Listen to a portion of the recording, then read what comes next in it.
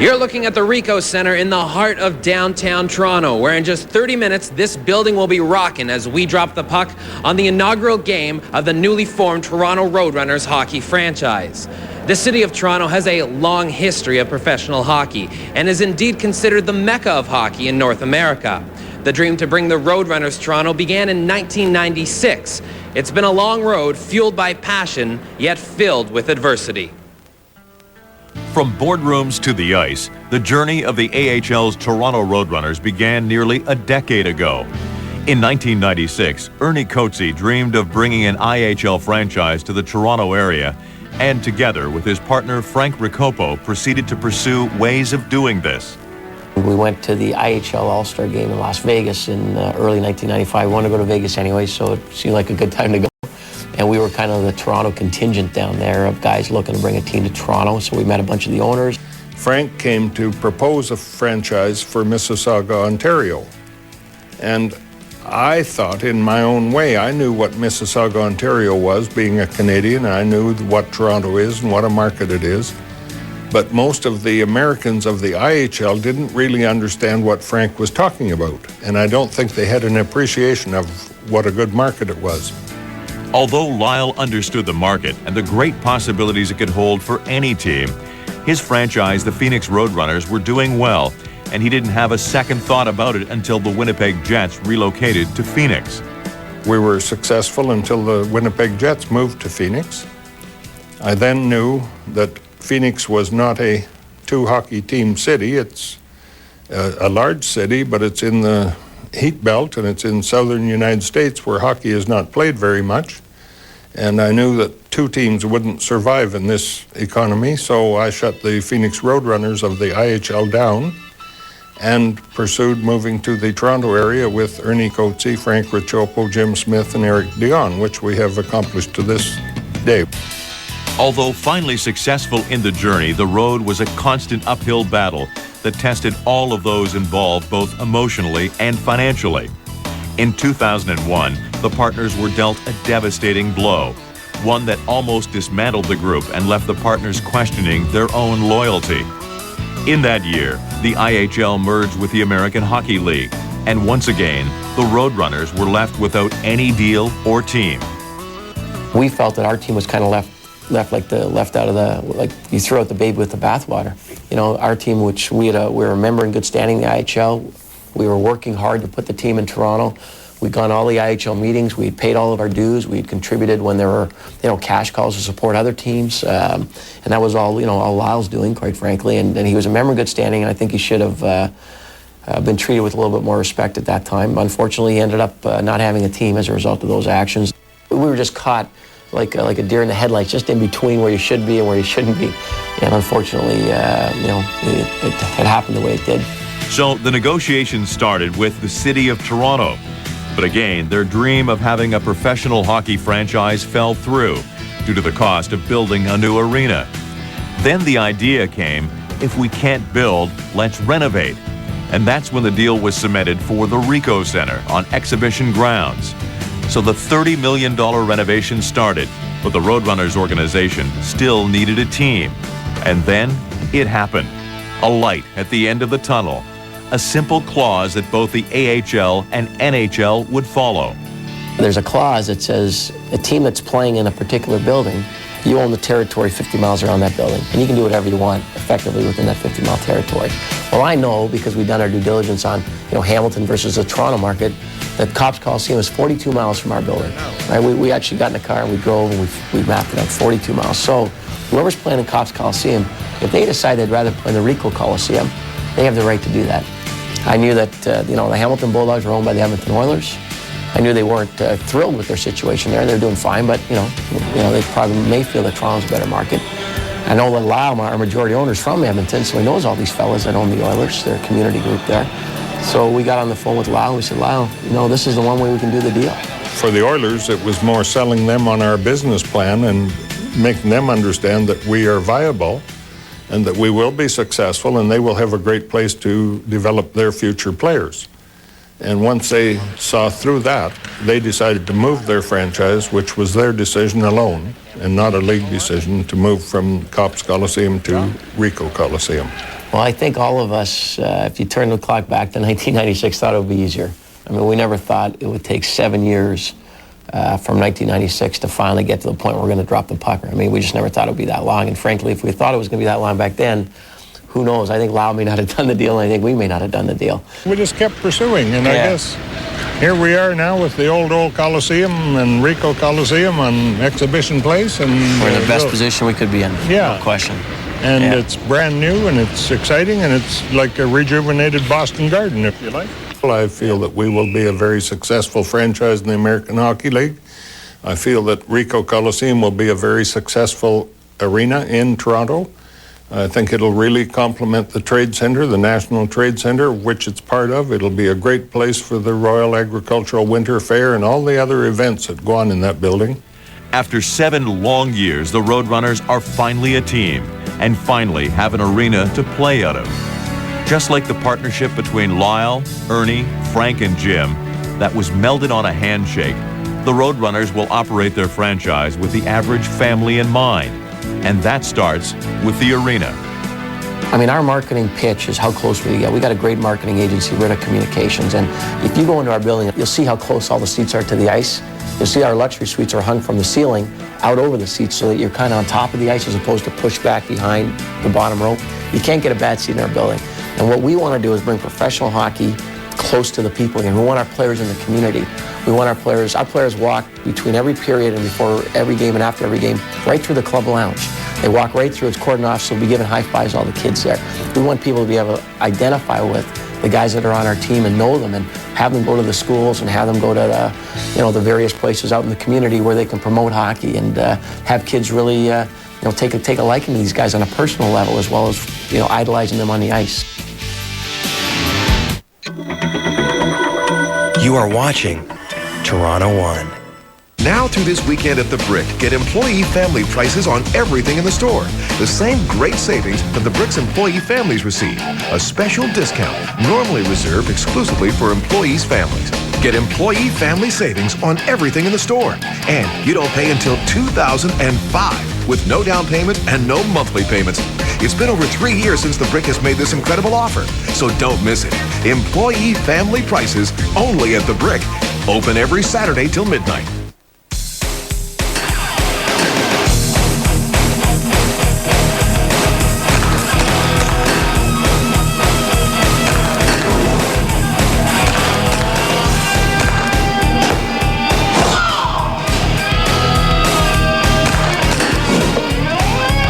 It's not just another game.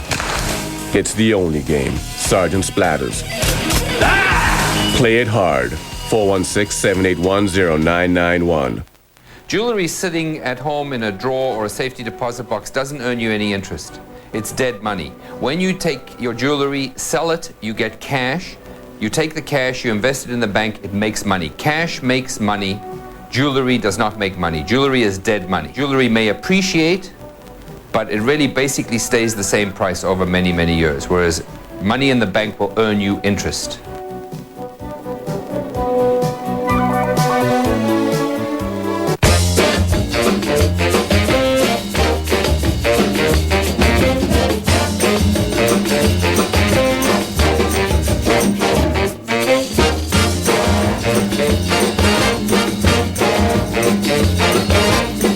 The Little Noodle from Lipton. Have fun with it. Now in Oriental beef and Thai vegetable.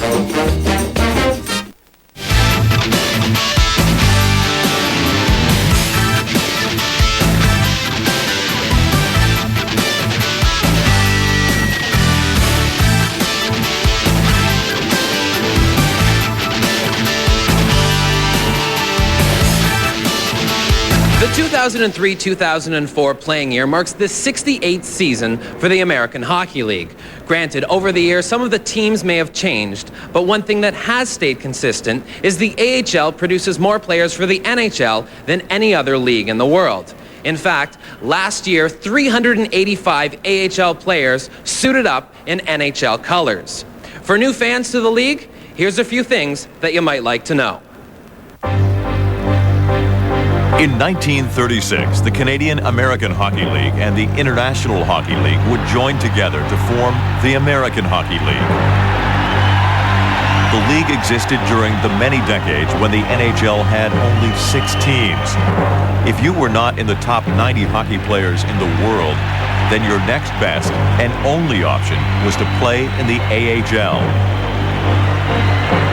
Many stories from the A remain infamous to this day, and many great names were legendary in the AHL long before they were known to NHL fans. Jerry Cheevers, Johnny Bower, and of course Eddie Shore carved out long careers in the AHL. Perhaps the best known name from the league is someone who forged an entire career out of a lifetime of playing in the minors. We're drawing good. The fans are sticking with us. Springfield Indians, Eddie Shore. I mean, it was so bad. Honest to God, it was so bad. If a guy was bad in the National Hockey League and they wanted to punish him, they'd send him down to the Springfield Indians for 2 weeks. It was so bad that guys would have in their contract cannot be traded to Springfield. More commonly known as Grapes, Don Cherry became the unofficial spokesperson for spreading the word on how tough and good the players were, who played for meager dollars a game in the hopes of making it to the NHL. Over the course of many decades, the AHL evolved and expanded to become the second largest professional hockey league in the world. Currently, the AHL has 28 teams and covers most of North America, from Houston, Texas to St. John's, Newfoundland. Attendance continues to grow every year, and the league has now become a haven for the world's best young hockey players. If you don't succeed in the AHL in the first 2 or 3 years, then in all likelihood, your long road to the NHL has come to an abrupt end. The talent at this level is owned and developed by all of the NHL teams, and is often said that you could switch the third and fourth lines of any NHL team with young AHL players, and no one would know the difference. When I played in Rochester, Joe Crozier was the coach, and we had a power play. This is how good our power play was. They took our power play and brought it to the National Hockey League, and they won the Stanley Cup with it. That's no kidding. Stemkowski, Hillman, Dwayne Rupp, and Mike Walton, and then they'd put somebody else over the other side. And I remember we played the Toronto Maple Leafs, who were the Stanley Cup champions, in the Gardens. We beat them 8-1. And NHL teams would come in and play us, and we'd annihilate them. But what the reason was is that we were older, and all of us had done something wrong to somebody in the National Hockey League, but we were there. We were like a bunch of pirates, you know what I mean? We were there. But American League, in the old days, boy, there was the old guys fighting to stay in the league, and there was young guys fighting to get the National Hockey League. And boy, was it great hockey. For Canadian hockey fans, the league is about to undergo a major transformation as a new kid arrives on the block. Many Ontario fans are already familiar with the fueled rivalry between Hamilton and the St. John's Maple Leafs. The new Toronto Roadrunners are about to light a spark to ignite that fuel.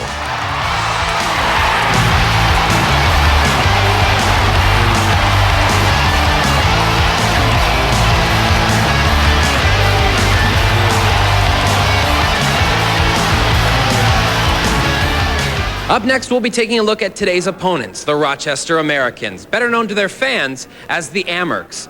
This team has a long and rich history shaped in many ways by AHL Hall of Famer Don Cherry.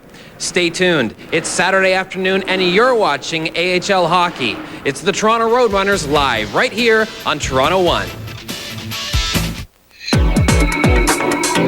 This is Toronto One. When you got a dirty floor, Uni-Swiffer. Under table, stove, and door, Uni-Swiffer. Never is a chore, Uni-Swiffer.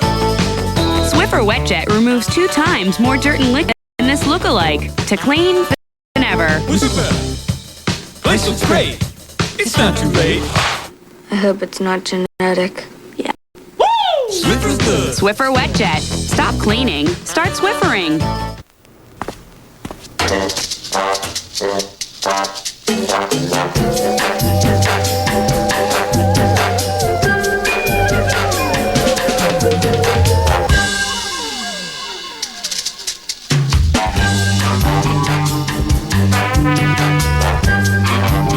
you don't love the unique, fresh scent of Gain laundry detergent as much as this, we'll give you your money back.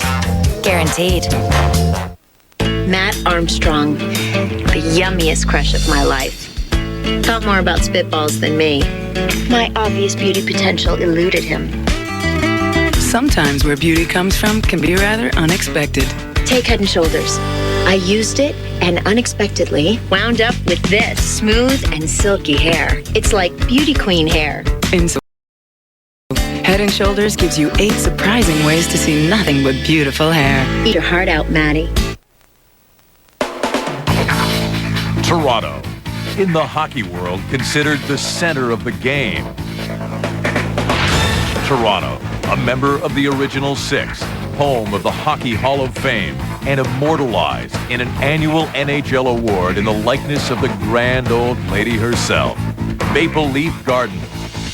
But today, Toronto adds another note to its hockey history.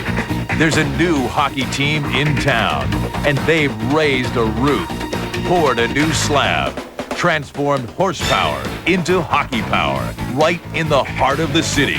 The official AHL farm team of the Edmonton Oilers. This is live Toronto Roadrunners hockey on Toronto One.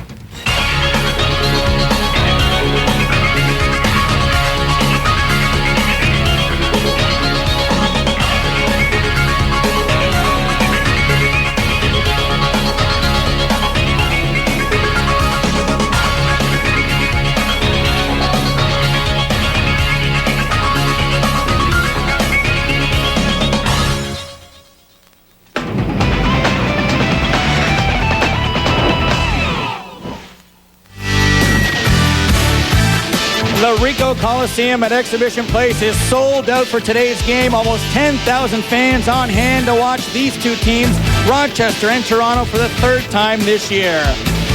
Hello again, everybody. I'm Steve Cooley of The Score. The atmosphere, the electricity is truly amazing right now at Exhibition Place. The home opener for the Toronto Roadrunners, as hockey fans in this city now have another option. Toronto began 9 games on the road to begin the season, 2-6-1. So they're back home for the first time this year. And joining me is a guy that knows a lot about pro hockey, Mark Osborne. 14 years in the NHL. He began his career in the AHL. They call it the second best league in the world. Do you agree with that? Well, absolutely. 80% of the guys that go on to play in the National Hockey League earn their stars and stripes right down here in the American Hockey League. This is a great place to develop young players.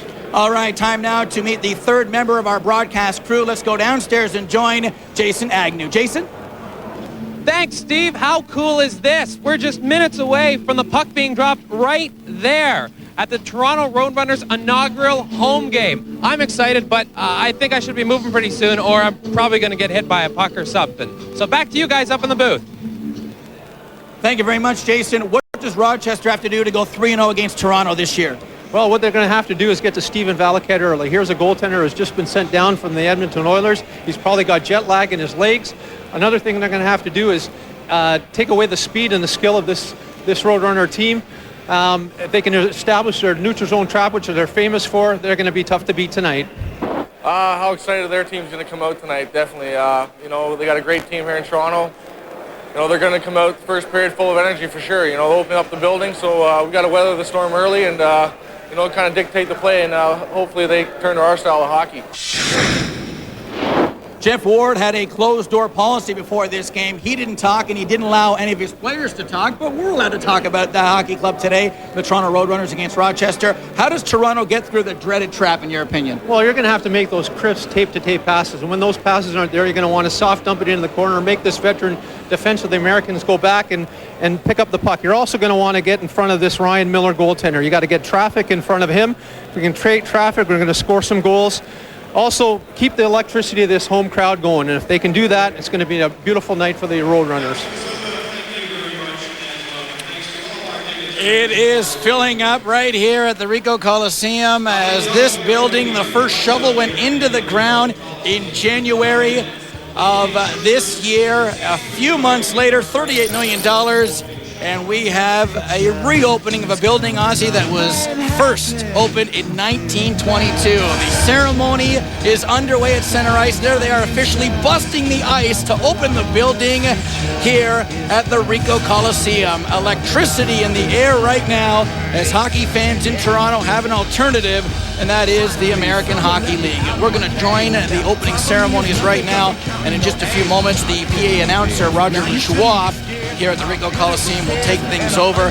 Breaking the ice, that's something that they did in this building officially, I guess, breaking the concrete anyway, in January. And just in a few short months, the building is open here at the CNE Coliseum. It is also home to the Royal Winter Fair. They raised the roof 20 feet, and I think some of these youngsters, when they get excited here this afternoon, are going to raise the roof as well. And they lowered the floor 5 feet, so the footprint is actually about 220 by 114, so they can have everything they want in this building, from agriculture shows to the Royal Winter Fair. And this is a building that's been renovated a few times, but it's never looked as good as it does right now. Ricoh, the naming rights for the building, $10 million over 10 years. And now the Ricoh Coliseum will become a famous facility as far as hockey is concerned, and other venues and other events in here as well for the city of Toronto. And when we talk about this building, it officially does belong to the city of Toronto, but a 49-year lease is what the Roadrunners and the city have signed for the next little while. A lot of youngsters on hand this afternoon, and that is great to see. I think the youngest girl, I think she's about, what do you think, 6 months old, Ozzy? Maybe 6 months old. She looked very young here tonight. And that's one of the things that the AHL is hoping to do, is to draw some of the very, very young people who can't get out to pro hockey games as far as the Leafs are concerned. I mentioned Roger Lajoie. Let's throw it downstairs to him live right now. Anyone who uses objectionable or undesirable language in our arena, or consumes alcoholic beverages or illegally sold in the arena, will be asked to leave the arena.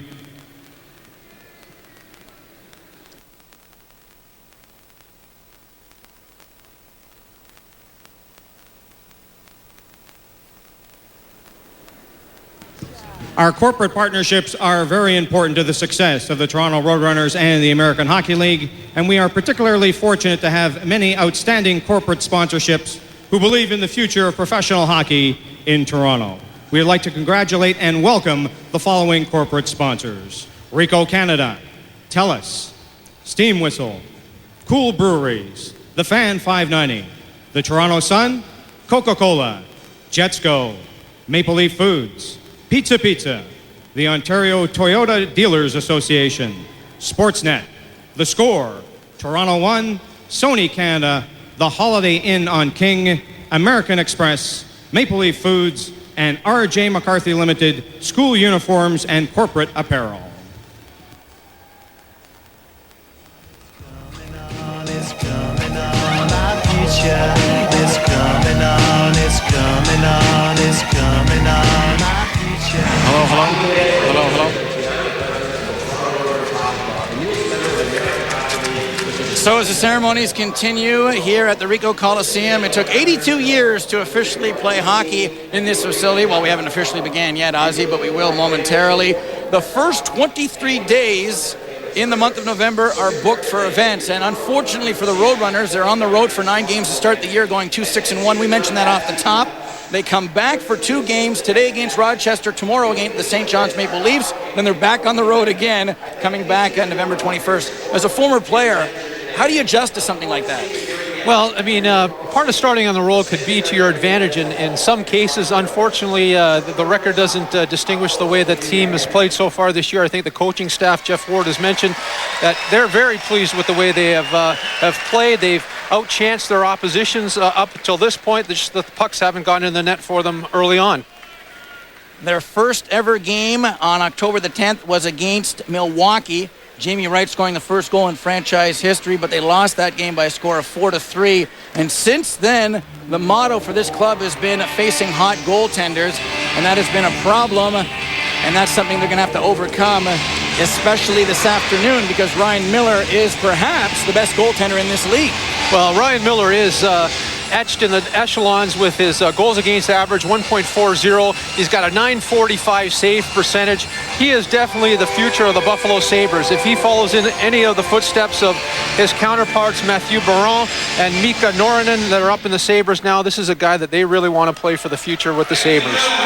The American Hockey League is now a league with 28 teams. St. John's folded. Most are expecting junior hockey back there. So the Roadrunners officially become the 28th team. And they're now divided into 4 divisions of 7.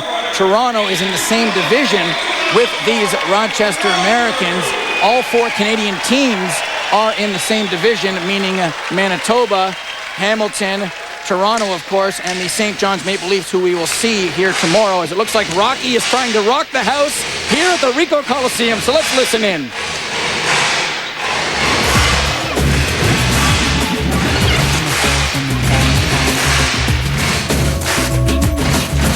See the light come. See myself in the pouring rain. I watch it come over me.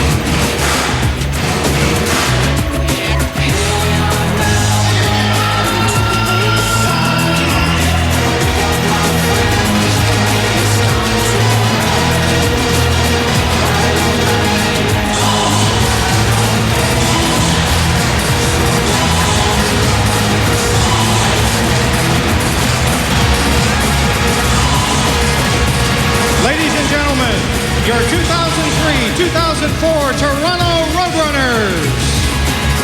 Watch a light man fall to come. I watch a light move across the screen. I watch a light come over me.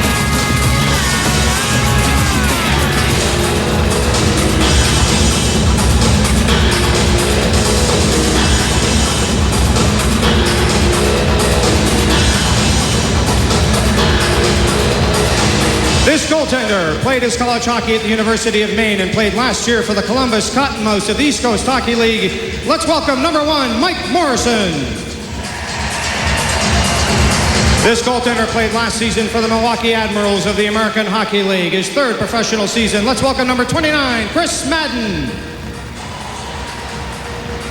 This netminder appeared in 6 NHL games with the New York Islanders in 1999. Played last season for the Bridgeport Sound Tigers. Please welcome number 40, Stephen Valaket. This defenseman has appeared in 25 NHL games and more than 300 AHL games, amassing over 1,200 penalty minutes in his professional career. Please welcome number 2, Rocky Thompson. This defenseman patrolled the blue line last year for the Hamilton Bulldogs and is entering his 3rd professional season. Please welcome your 2003-2004 Roadrunners captain, number 5, Bobby Allen. This defenseman has appeared in 15 NHL games and 290 AHL games, playing last season with the Springfield Falcons of the American Hockey League. Please welcome number 6, Dan Smith. This defenseman played 4 seasons for the Red Deer Rebels of the Western Hockey League before finishing his junior career with the Spokane Chiefs, entering his 1st professional season. Please welcome number 7, Doug Lynch. This left winger played his 1st professional season in North America last year with the Hamilton Bulldogs of the AHL. Please welcome number 8, Tony Salmalinen. This center spent the last 4 seasons with the Hamilton Bulldogs. He's appeared in over 180 AHL games. Please welcome number 9, Chad Heinz. This rookie center played the last 4 seasons at the University of Wisconsin, where he led the Badgers in scoring in 2001-2002. Let's welcome number 10, Brad Winchester. This defenseman has appeared in over 180 AHL games, played last season in the Czech Republic. Please welcome number 12, Jan Horacek. This winger is entering his 2nd professional season, played last year for the Hamilton Bulldogs. Welcome number 13, Nate DiCarismo. This center played for the last 4 years for the Prince George Cougars of the Western Hockey League, amassing over 600 penalty minutes in his 1st professional season. Please welcome number 15, Dan Baum. This center is entering his 5th professional season. He played 3 years for the Bulldogs in the AHL, played last year in Finland. Welcome, number 18, Peter Sarno. This right winger is entering his 3rd professional season in North America. Played 12 games with the Edmonton Oilers last year, 64 for the Hamilton Bulldogs. Welcome, number 22, Yanni Rida. This center is entering his 1st professional season, having played the last 4 years at Colorado College. Please welcome number 23, Joe Cullen. Left winger has appeared in 124 NHL games with Dallas, Calgary, and Philadelphia. Welcome number 24, Jamie Wright. This center is entering his 3rd professional season, played last year with the Columbus Cottonmouths and appeared in 2 games for the Bulldogs. Number 25, J.J. Hunter. This center is entering his 3rd professional season, played last year in Germany. Let's welcome number 26, Dan Tessier. This right winger in his 4th professional season, split last season between Hamilton Hershey of the American Hockey League and also played in Sweden. Number 27, Michael Henrik.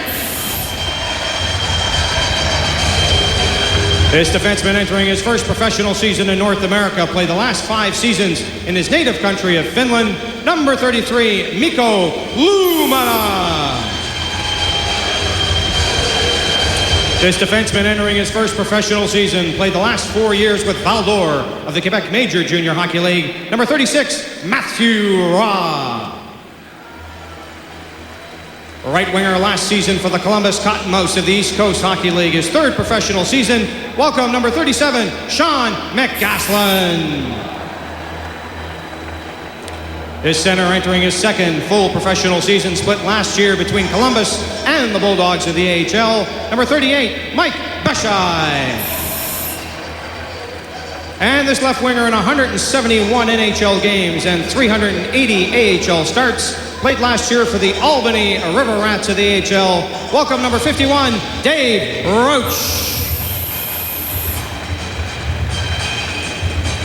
The head coach of the Toronto Roadrunners is Jeff Ward. Assistant coach, Joe Patterson and Jeff Bukaboom. Athletic therapist, Chris Davey. Equipment manager, Chris Delaroy. And assistant athletic therapist, Ryan Bennett. Ladies and gentlemen, boys and girls, the Toronto Roadrunners!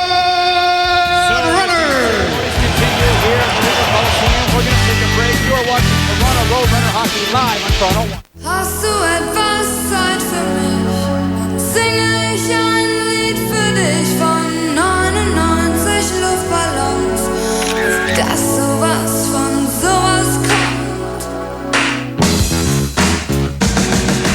99 Luftballons, ihrem Weg zum Horizont hin. 99 Luftballons.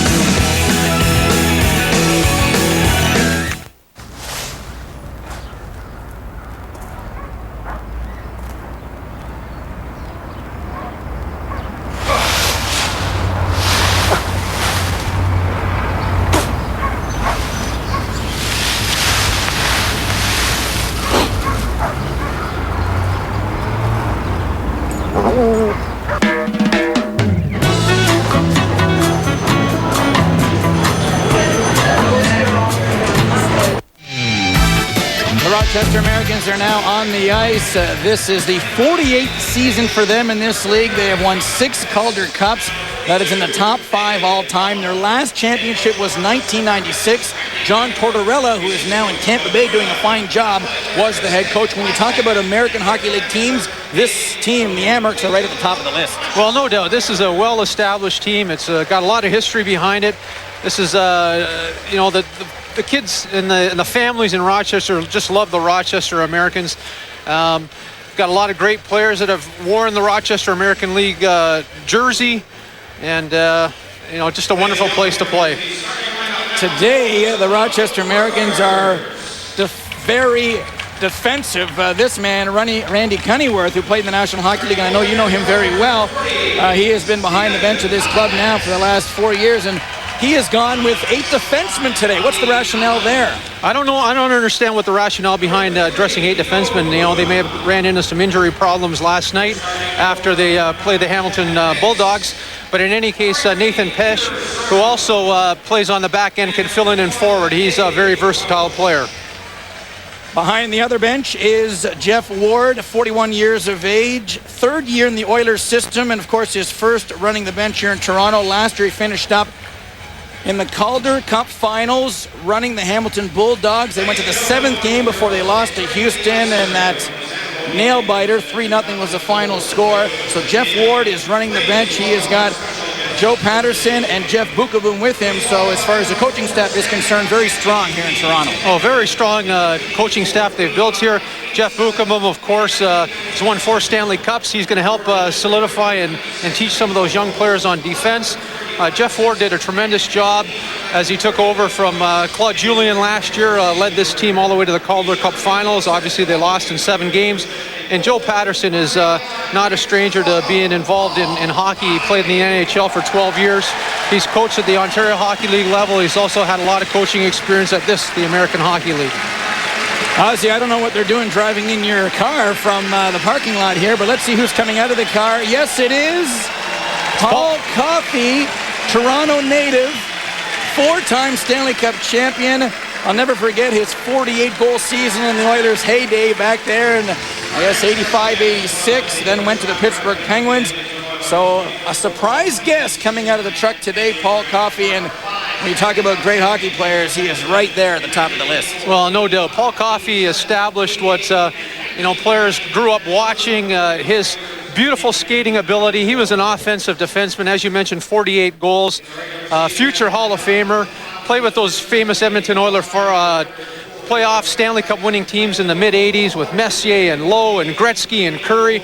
And he was a treat to watch. Absolutely. I'll never forget 84 Canada Cup in Calgary, that 2-on-1 that he broke up and sent it back the other way, that he eventually shot and was tipped in by Mike Bossy, one of the greatest moments in Canadian hockey history. And here's a guy who is the GM of the Edmonton Oilers, Kevin Lowe, no stranger to winning Stanley Cups, former teammates. And remember, the Toronto Roadrunners, yes, they're in Toronto, but they are the Edmonton Oilers farm club. So the Oilers' presence, it's strong here today, and that's good to see.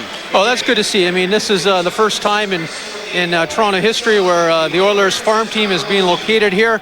Kevin Lowe, general manager of the Edmonton Oilers, is going to get a first-hand look at some of the prospects that he's seen in training camp. And this is a good opportunity to be here and welcome this new building. The ceremonial face-off will take place right now. Bobby Allen, the captain of the Toronto Roadrunners, with Kevin Lowe, Paul Coffey, of course, and Dominic Pittis of the Rochester Americans. This will be only his 4th game of the year. He just got sent down from the Sabres. The flash bulbs are not only flashing on the ice, but all around the building right now, as you get a sense of what it must have been like on that November 12th day, 1931, when Maple Leaf Gardens opened. I know that the Leafs opened the ACC in 1999, but a lot of people can only watch that stuff on television. This is different here because we get to be a part of it, and a lot of people get to be a part of it. So let's go downstairs right now, once again, rejoin Roger Lajoie.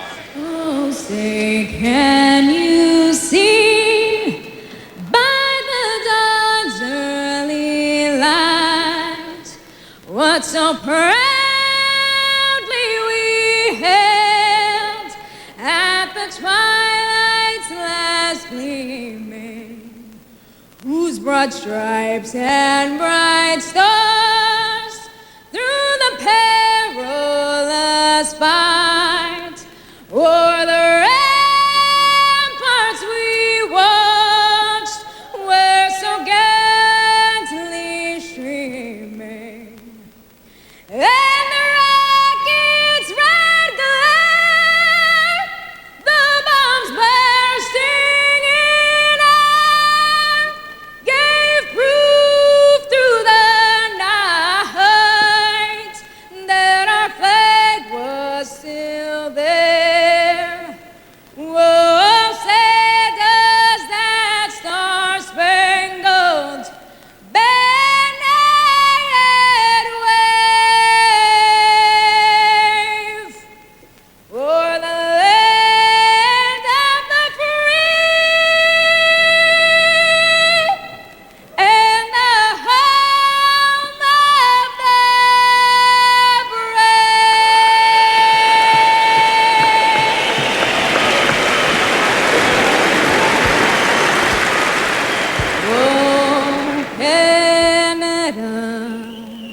our home and native land. True patriot love in all our sons' command. With glowing hearts we see thee rise, the true north, strong and free. From far and wide, oh Canada, we stand on guard for thee. God keep our land glorious and free. Oh Canada, we stand on guard for thee. Oh Canada, we stand on guard for thee. Roger LaJoie has never looked or sounded any better. That's the national anthem. When we come back, the opening face-off, you're watching Roadrunner Hockey on Toronto. There's no job too big for Bounty Double Quilted. Each sheet is quilted once, then quilted again to hold the towel together. So it's strong enough to handle your toughest spills and messes without falling apart. Discover the strength. Use Bounty for all of your everyday cleanups and jobs you never thought a paper towel could do. Bounty Double Quilted, the double quilted quicker picker-upper. Must be 18 or older. Carrier or long-distance charges may apply. Welcome to Lava Life by Foam. Tonight, meet a sexy set of singles ready for some fun. Let's tune in and see who's on the line.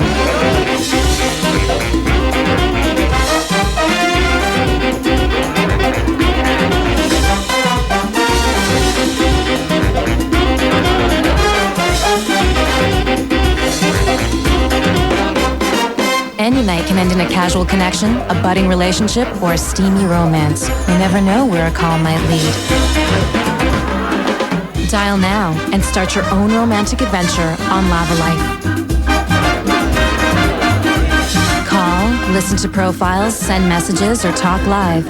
Right now, first-time Lava Life callers can meet hundreds of singles in their area and get 3 hours for the price of one. Lava Life, where singles click. And welcome back to the Ricoh Coliseum, everybody. Everybody is so excited that the referee this evening, Francois Saint Laurent, jumped the queue and the game is underway, but you only missed 30 seconds. It's still a 0-0 game as Jason Pominville goes into the corner. The former Shawinigan Jr. throws his weight around in there. And now the puck is picked up by Luoma. Rink wide to Dave Roche. The veteran on this Roadrunner team, 28 years of age, dumps it in, and both teams change on the fly. Pull up a chair and enjoy exciting AHL hockey live right here on Toronto 1. And we talked about it, Ozzy, right off the hop.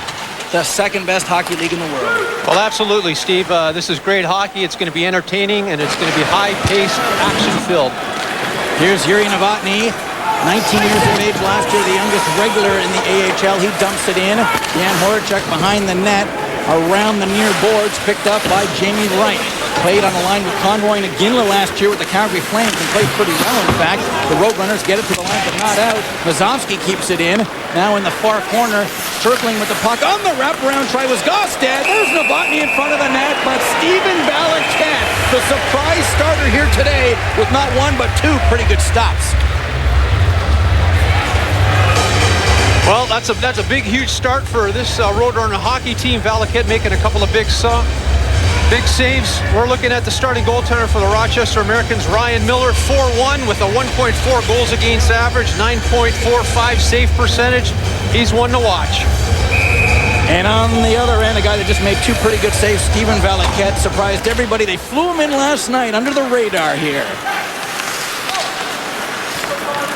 Here's Lynch in his own zone. Doug Lynch tries to get it up to Yanni Rita. First round pick of the Oilers back in 1999.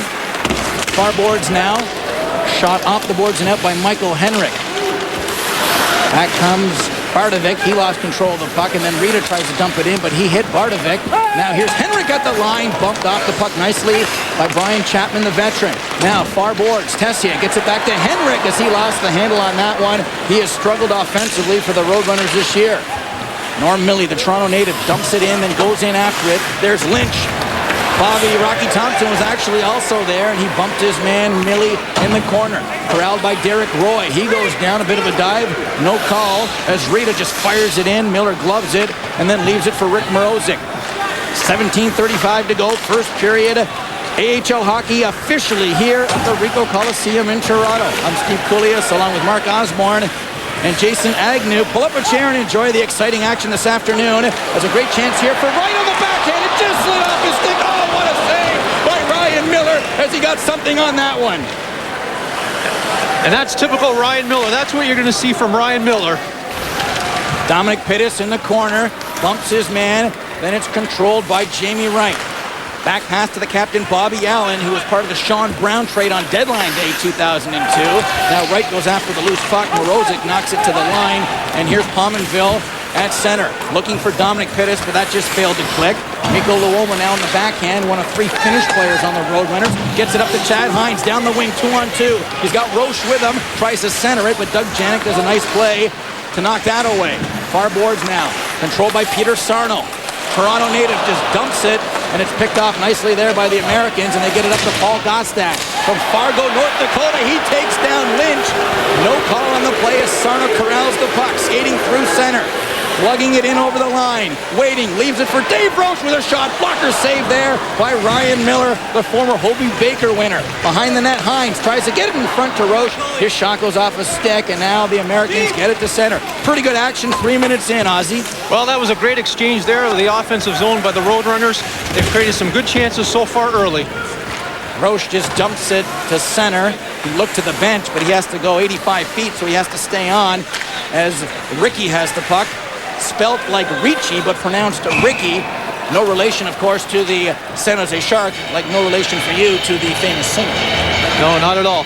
Well, we're looking at Stephen Valaket making his fourth start of the season. Just got sent down from the Edmonton Oilers this afternoon. He's got a bit of jet lag, but 2.26 goals against average, .921 save percentage, and they're glad to have him back. Paul Gostad on the face-off with Dan Tessier, and boy, what a matchup there. 5'7" versus 6'5". A big height differential as Rita has it now on the near boards. In over the line, 3-on-3. Nice move on the back and in front there for Michael Henrik, but his stick wasn't on the ice and it just slid right under. Picked up again by Tessier, the former Ottawa 67 with a shot. That goes high and way wide. Near boards now for Dan Smith, the veteran. In for Henrik. He couldn't corral it. Ricky along the boards, and it just comes out to center. Dan Smith on the backhand dumps it in. And it looks like there'll be a penalty on the play because the arm of referee Francois Saint Laurent is up. And I didn't see it. I think it happened behind the play, but I believe it's going to be slashing the call because I saw a few sticks swinging around there, Ozzy. Well, there's a few sticks that came up. One of them, don't know if it was one of the American players or one of the Roadrunner players, happened to clip Jan Horacek. And as a result, the Roadrunners are going to go to their first power play of the game. Well, it looks like going to the box for high sticking, in fact, is the call to Paul Gostad from Fargo, North Dakota, and we didn't know they produced any hockey players there. Well, they certainly produced a movie in Fargo, North Dakota, if you remember that from years ago, but Fargo, North Dakota, a lot of hockey in that state. So the Roadrunners go to the power play, and Randy Cunningworth doesn't like the call as he is giving it to Francois Saint Laurent the same way we were when he dropped the puck 25 seconds before he should have. Here's Bobby Allen, gets it to Doug Lynch. The Roadrunner power play operating at 20% so far this year, 6th in the American Hockey League. Lindgren behind the net to Morozic. He tries to get it out. It goes off a stick to Dominic Pittis, and he dumps it to center. Here's Milan Bardovic forechecking on Doug Lynch. Lynch holds his ground. The Oilers have big plans for him as the Roadrunners cough up the puck right there. Pittis corrals it at center and is doing an excellent job of dragging the puck. Gets it back to Lindgren, who fires it 185 feet down the ice. Well, the Roadrunners here breaking out of their end here. They're going to have to try to penetrate, get the puck in deep, and establish their power play. 20%, so they're working at a pretty good clip so far. Well, they weren't listening to you there, Mr. Osborne, because that first breakout pass was too far, and as a result, we're down to $1.07 left to go in this Roadrunner power play. Tessier, far board, fires it in around the boards. It ricochets all the way around to the near side, where there's Heinrich missing the puck, and on a 2-on-1 comes Mazovsky. He had his man breaking to the net, Derek Roy, but he couldn't feed him the puck. Here's Roy now stealing. Tries to center it in front to Mazovsky. That doesn't work, and it's picked up by Peter Sarno. 44 seconds to go on this power play. Near boards, Mikko Luoma. Rink wide to Tessier with some speed through center. In over the line. Stops. Waiting. Feeds in front of the net. Right there on the backhand. Had trouble corralling it. Now he gets held from behind. In comes Henrik to help him out. Tessier also in there as he knocks it around the boards. Luoma now, near side. Back behind the net for Henrik. He lets it go to right. Here's Tessier now. Far boards at the hash mark. Setting up on the backhand. To right. 112 games of NHL experience. Tessier with it now. Tries to feed it in front. It goes off a leg. Rolls right to Ryan Miller. And he covers up. Well, unfortunately, that first power play, the Roadrunners weren't able to establish anything in the offensive zone. You got to give kudos to the Rochester American defense. I thought they played that penalty kill very well. And that's the key to a good penalty kill unit. Pursue the puck. 9 seconds to go in the penalty to Paul Gostad. There's Dominic Pittis on the ice once again. Got sent down. Jason Botterill and Chris Taylor are still up in Buffalo. But Pittis is a guy that if you can get to your club at this level, it's just a huge boost. Oh, no doubt. He won the scoring championship in 1998-99 season. Bobby Allen with the shot. Blocker save by Miller. It goes over the glass and into the mesh. It used to be over the glass and into the crowd, so we have to change our play-by-play lingo now. Oh, no problem. But anyways, getting back to Dominic Pittis, I'm sure the Rochester Americans are thrilled that Dominic Pittis is back. He's certainly going to provide a good offensive punch to the lineup here. 1 second to go on the power play, and the face-off is to the right of Ryan Miller. Hobie Baker winner for Michigan State back in 2001, projected by many as the best prospect in the American Hockey League. Brad Winchester couldn't corral the loose puck, and here is Dominic Pittis, 3-on-2. He's got Jason Pominville with him, gets him the puck. Pominville gets it back to Chapman with a shot as he had Gostad crashing the crease, and that is something we should see a lot of this afternoon.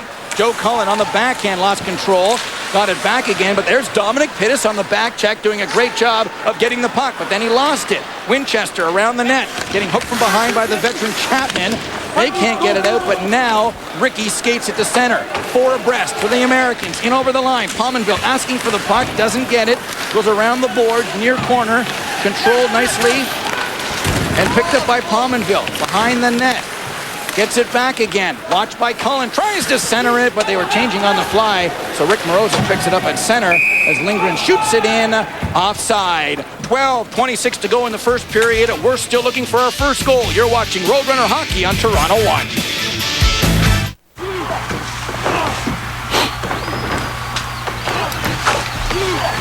So I'm just going to take this one that I prepared earlier out of the oven here, and I'm just going to take it.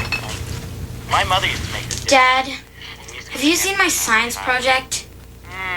Oh, well, that is good. All the flavors just merging together.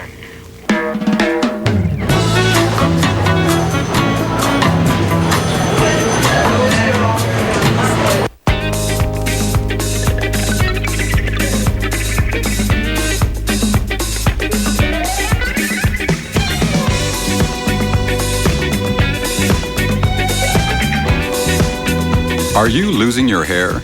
Now you have choices. More hair, best price. Results, priceless. See what Hair for Less can do for you. Call 416-431-3400 for free information or an appointment.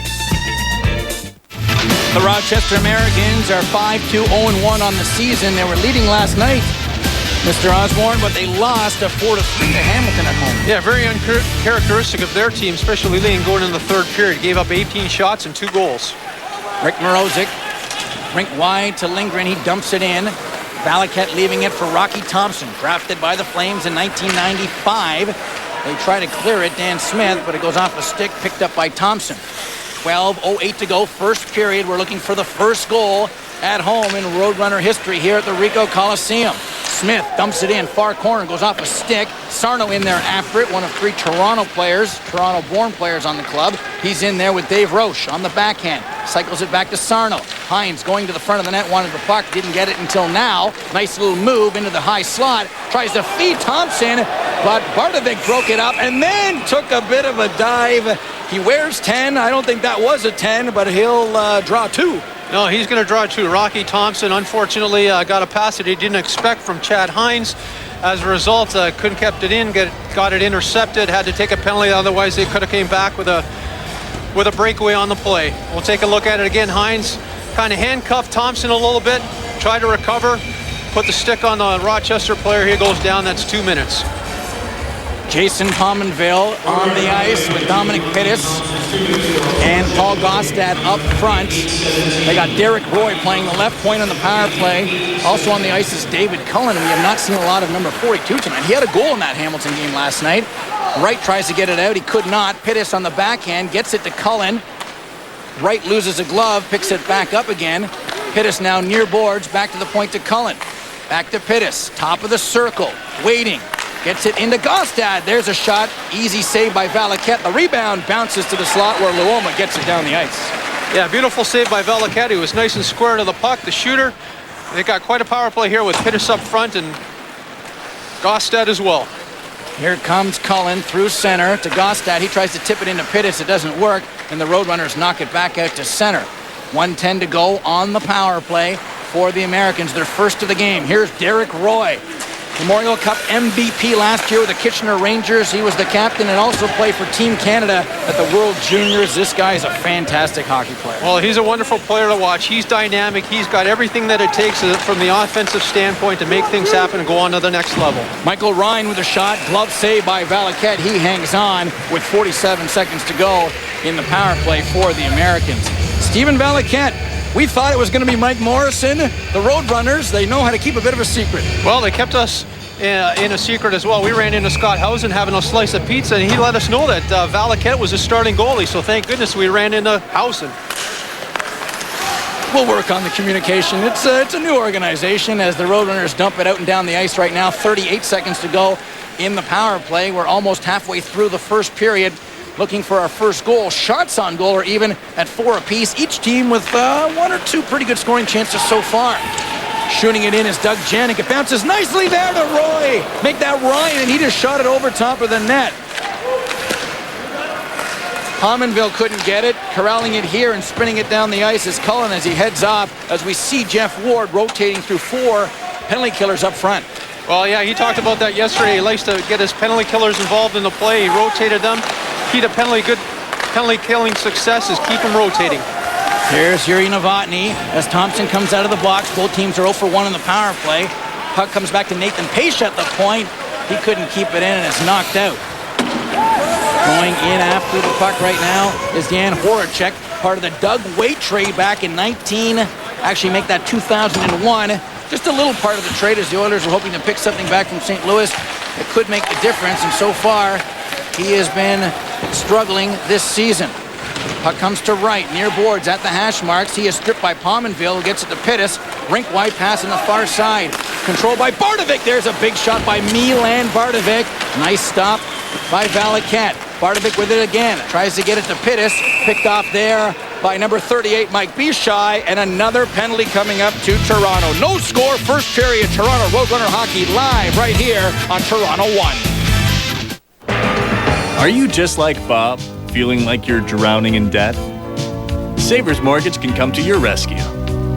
If your bank shows you the door, Savers can be your bank alternative for first, second, and third mortgages. Just call 493-1983 or visit savers.ca. For an easy online application, 24 hours a day, savers.ca. 1983, 493-1983, the problem solvers. Healthcare is the neighborhood pharmacy at your fingertips. You can shop in person or visit our website where you will find all your prescription and healthcare needs. Order online and we can bill your insurance directly. You can also speak to one of our pharmacists for personal, private, and confidential service. We ship anywhere, and orders over $50 are shipped free within Canada. The next time you need medications, get them the painless way with EdCare. In the box, what happened? Well, Jan Horacek took a little bit of an undisciplined penalty on the play there. It's going to send the Rochester Americans to their second power play advantage in the last number of minutes. See here on the play, we don't get to see it very well on the play, but he got a stick in the Rochester American player, and he's spending 2 minutes. Rochester, 17% on the power play going into action today. Roadrunners killing at 91%, and they killed off the first opportunity. Here's another. There's Roy with a shot, tipped in front of the high stick, and a smart call there by referee Francois Saint Laurent as he saw the puck was touched with a high stick, which means they'll bring it back 200 feet as we see Roy once again at the point on the power play. Yeah, they got Derek Roy on the point on the power play. We can see that shot from the point that was high sticked in front of the net. As a result, the play will go all the way back into the Rochester end. And this is going to be a pretty exciting power play to watch. Pominville near boards. Pittis on the draw, lost it. There's a shot by Allen. Sticked aside by Miller as the Americans just dump it out as they try to corral the puck and start this power play. Here's Pittis now, his 4th game of the year. He's got 2 assists so far this year. In over the line, gets it back to the point. Dumped now into the far corner where Pominville picks it up. He leaves it nicely for Paul Gostad. Gostad gets it in for Pittis. Circling, top of the circle to Gostad. Pominville's in front of the net as Luoma's lost his stick. There's a shot by Cullen. He whistles it wide. Valaket tries to poke it away. He can't. Roy pinching all the way in behind the net. Gets it to Pominville. Back to Cullen. Over to Pittis on the one-timer. Oh, nice stop in front by Valaket as he had 6'5" Paul Gostad there. And I don't know how he saw the puck. Well, you got 6'5" Gostad standing in front of the net. They move it around well. Pittis with the one-timer, and as you can see, Valaket moved over very nicely, squared himself off, and made an easy save. Nice play there by the captain, Bobby Allen, to kind of gain positioning on Gostad in front of the net because Valaket was able to see the puck, as you just mentioned. Here's Yuri Novotny. Far boards, waiting. Back to the point to Nathan Pace, former Team Canada junior. Gets it over to Doug Janik as it hopped over his stick and comes out with under a minute to go now in the power play. We talked about it off the top. The key for any team at any level, junior, AHL, or NHL, are those short, crisp passes, and at times teams are struggling with that here tonight. Yeah, especially on the power play. I mean, it's got to be tape to tape. If you don't make a good pass on the power play, it's going to go down 180 feet. Doug Janik fires it in. Valaket leaves it there. Toronto has 2 wins this year. Valaket was in net for both. 2-2 on the year. His numbers, goals against and save percentage, are very impressive. Puck comes around the boards, ricochets to the middle of the ice, where Mike Bishai gets it to Jamie Wright, who gets it down the ice. 7 minutes, 18 seconds to go here in the first period as the Americans start out in their own zone. There's another one of those passes that failed to click. It bounces to Luoma, and he just shoots it to center. 10 seconds in the power play, excuse me. We mentioned that again, tape to tape. If it doesn't work, you're going to be spending a lot of time killing off your power play advantage. Toronto native Norm Milley in over the line, leaves it for Yuri Novotny. Novotny, 20 years of age, first-round pick back in 2001. He lost control of the puck. Roadrunners get it down the ice. Icing is the call as the Americans are now 0 for 2 on the power play this afternoon. Well, we've got Norm Milley we're going to take a look at. Norm Milley had a successful career in the Ontario Hockey League. He played his junior career in Sudbury, was over 100-point man in Sudbury. We're looking at Lindgren here on the back end, but he anchors that blue line for the Rochester Americans. Face-off controlled by the Roadrunners. Hines gets it behind the net to Rocky Thompson. Thompson has a taste of NHL experience, no points, but over 100 penalty minutes, which is no surprise because that is his job when he gets the call. Henrik and Morozic battling for the puck. Hines does a nice job to pick it up. He is bumped off the puck by Ryan Jordy now, one of the 8 defensemen that Randy Cunneyworth has elected to dress tonight. They scrum it along the boards. Rita waiting for it to pop loose. Comes to Hines, who loves to get his nose dirty. To Rita, tries to center it, gets it back again. There's a shot blocker saved by Miller. He looks cool, calm, and collected between the pipes. Oh, he certainly does. He's a beautiful goalie that stands up well. Here's Rita with a chance. Oh, what a save by Miller as he goes post to post, and we talked about that in the opening. He's got very quick legs. Oh, he's got quick legs. Enormous and beautiful agility that he has pushing off that post. Here comes Toronto. Henrik tries to dump it in. It doesn't work. Pominville takes it, dumps it to center where Mike Bichai picks off the loose puck, and he had a 2-on-1. If he could just move around the defenseman there. But a nice job. I believe that was the veteran Chapman. Yes, it was, who poked it away. Here's Chapman. Gets bumped off the puck by Sean McCaslin. His first shift of the hockey game, and the crowd comes to life. Oh, another check there at the sideboards by Jan Horacek, throwing his weight around. And with his size, he should throw his weight around. Well, absolutely. A guy who's 6'3" and that size as a defenseman has got to play big. At center, Horacek throws it in front to right, picked off by Jason Pominville, and he just backhands the puck down the ice. He was at center, no icing, as both teams making some changes. Wholesale changes on the Rochester side. A few wingers being exchanged on the Toronto side. Nice play there by Derek Roy. This guy a treat to watch as he picked off the loose puck, gets it back again, looking for Millie in front of the net. He is bumped off the puck by Horacek, and we're going to get an interference penalty right now coming up against Jan Horacek. So the Americans will go to the power play for the third time tonight. No score. You're watching Roadrunner Hockey live on Toronto 1.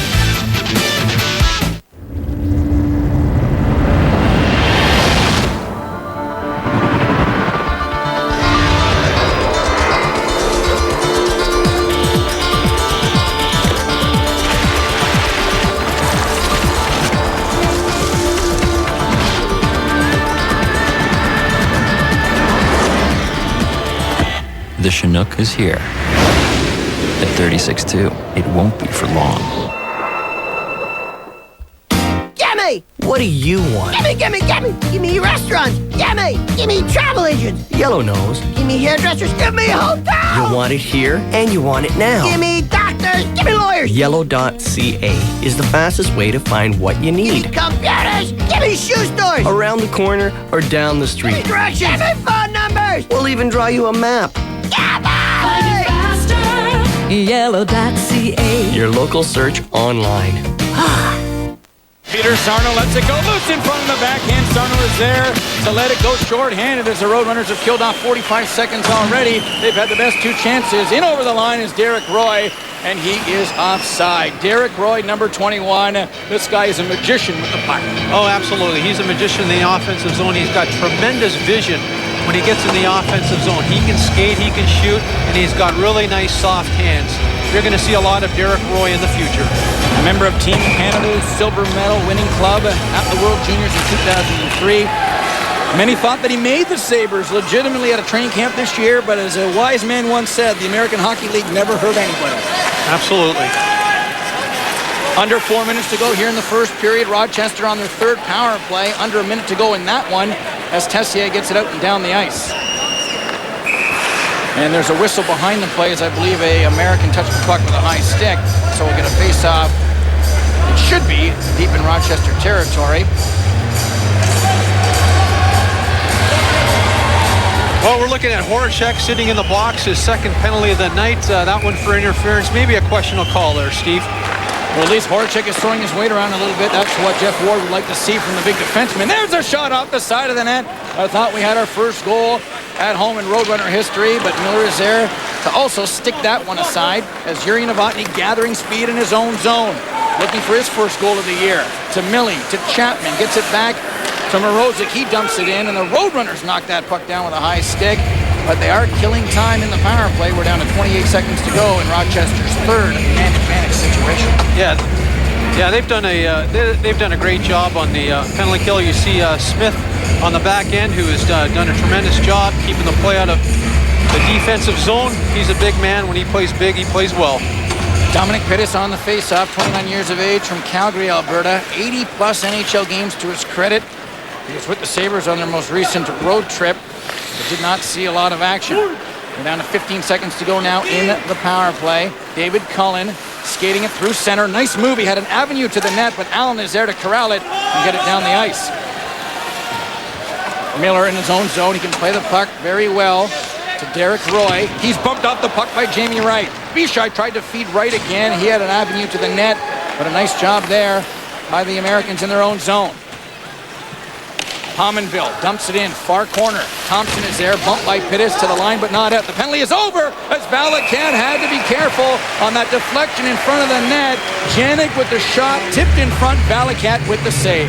Yeah, that was a nice play by Janik from the point. He just immediately fired it at the net. Pominville, who's leading this team in scoring, ends up getting a stick on it. Nearly collected his 7th goal of the season, but Valakat stood tall. Paul Gostad on the ice here for the Americans, taking the draw against Chad Hines. Hines, Sarno, and Roche back on the ice. They have been the best line for the Roadrunners here this afternoon. Here's Doug Lynch. Won the Memorial Cup with Red Deer in 2001. His pass caroms through center to Hines. Tries to feed Sarno in front, doesn't work. And back comes Milan Bardovic streaking down the wing. First shot, Valakat the save. And he does not look like a goaltender that was on a plane a short time ago. The surprise starter here tonight. Hey, we got something interesting today. We're doing a little head-to-head. We got Derek Roy of the Rochester Americans going up against Peter Sarno, a key cog for the Toronto Roadrunners. We're going to keep track of their shifts, face-offs, and shots and see what they do at the end of the night. No coincidence that Sarno, so far this hockey game, has the best scoring opportunity for the Roadrunners, and ditto on the other end as far as Roy is concerned, in fact, because he almost scored early on in the first period of the first shift, in fact. Here's Tessier behind the net. Lugs it, passes it up to Rita, near side. Tries to dump it in nicely for Henrik. That just failed to click. Behind the net, Lindgren tries to bump his man off the puck. Comes to the near side. There's Rita now. Getting dirty in the corner with Morozic. Heinrich comes in to help out. Comes back around the net. There's Lindgren. Bumped off the puck nicely as Henrik, 38-goal man with the very Colts of the Ontario Hockey League in his last year. In fact, 38 goals in his last 2 years, but has not found his offensive flair as a pro. Loma picks off the puck at center. Gets it up here for Rita. He tried to go deep with it to get off, but it didn't work. Novotny at center. In over the line to Millie. On the backhand, in front, loose there. It's corralled nicely by Bishai as he looked for Wright to spring him on the breakaway, but it was too far. Now Wright will negate the icing by winning the battle. Wright has a man in front of the net. That was Bishai, but he couldn't feed him the puck. Right behind the net, bumped off the puck by Chapman. No cross-checking call there. Novotny tries to get it out. Lynch pitches in. Under a minute to go in the first period. Here's Roy. Nice opportunity there to go around his man, McCaslin, but he was there with the big skates to knock it away. 48 seconds to go in the first frame. 0-0 Toronto and Rochester. Toronto out shooting the Americans right now 9-8. I've got the scoring chances at even Steven right now, about 4 apiece. Bishai dumps it in, far corner. Dave Roche goes in after it. Bumps his man off the puck, but there was Ricky to corral it for the Americans, and he'll start the outlet pass. Michael Ryan at center. And you see smart defensive hockey both ways. It's 3-on-3. You turn around, it's not a 3-on-2 like the heyday of the 80s. No, it's not any more wide open hockey like it was, you mentioned, in the 80s. It's a defensive-oriented system, and you're not going to get a lot of outmanned scoring chances. We got 5 seconds to go in the first period as Bobby Allen will just rag the puck behind the nets, and that will do it. The first period of the first home game in Toronto Roadrunner history here at the Ricoh Coliseum is over. No scoring in the first period, and once again the shots favor the Roadrunners by a score of 9-8. There's Jason Pominville, and we're going to talk with him in the first intermission, the former Shawinigan junior, and a Toronto native with a good opportunity late in the frame. Yeah, Norm Millie had a good chance coming here at the end of the period, trying to get a head of steam on the defenseman. He had a bad angle on a shot, backhanded it to the net, and Valakat makes a big save.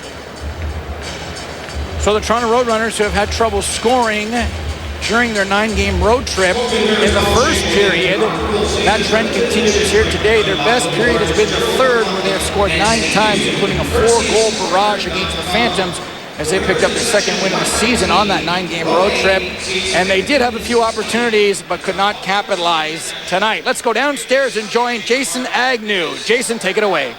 Thanks, guys. I'm joined here by Jason Pominville. Jason, you've played the Roadrunners twice this year already. Is it different out there today, though, with the hometowns fans behind them? Oh, I think for sure. We came off a loss yesterday, a tough loss. We knew they were going to be pumped for this home opener. It's an awesome building, an awesome place to play, and we can tell they're pumped. So I think we got better. We got to work harder, and hopefully we'll come home with a win. Cool. Good luck, Jason. Stay tuned because we've got lots more to come here in the first intermission.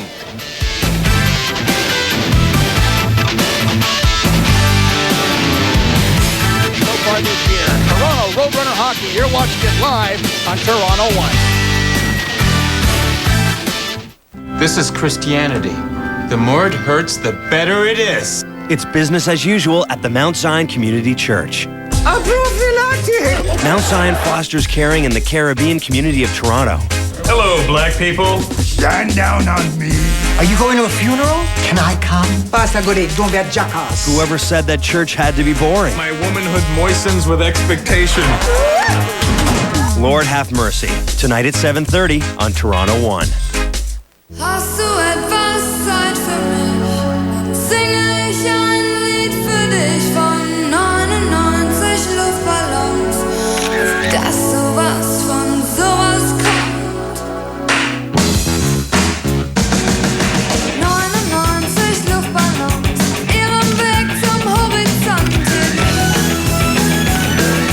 99 Luftballons. It was passed down from my grandfather. Funny story that. I mean, it was given to him by his long-lost niece. At Cash Converters, we're not interested in your long-winded stories. So I was just wondering. Just bring in your quality items. And I'm not going to let her get me down. I mean, so I figure I'm going to take this opportunity in my life to move out on my own. And we'll give you cash. Hello there. 9 times out of 10. It's an antique. My son is a genius. Checkmate. No, really. He is. So when I told him Cascade gets dishes truly clean, he had to prove it for himself. See, plates may look clean, but the next leading gel can leave this food behind you can't see. But not Cascade's Pure Rinse formula. It breaks up food and residue. Did you know that it takes 7 trillion grains of sand just to make one plate? Cascade, clearly cleaner.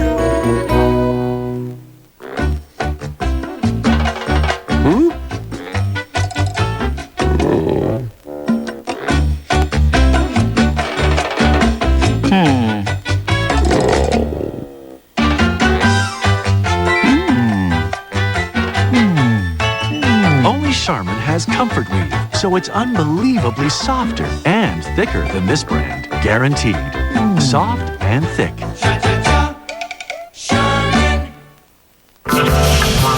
Whether you're renovating, remodeling, or replacing, there's something for every room in your home. Domain, the store that works for you. Select from our gas, electric, or wood-burning fireplaces. Domain will have you warm and toasty around the fire in no time. Quality products for every budget. Domain, the store that works for you.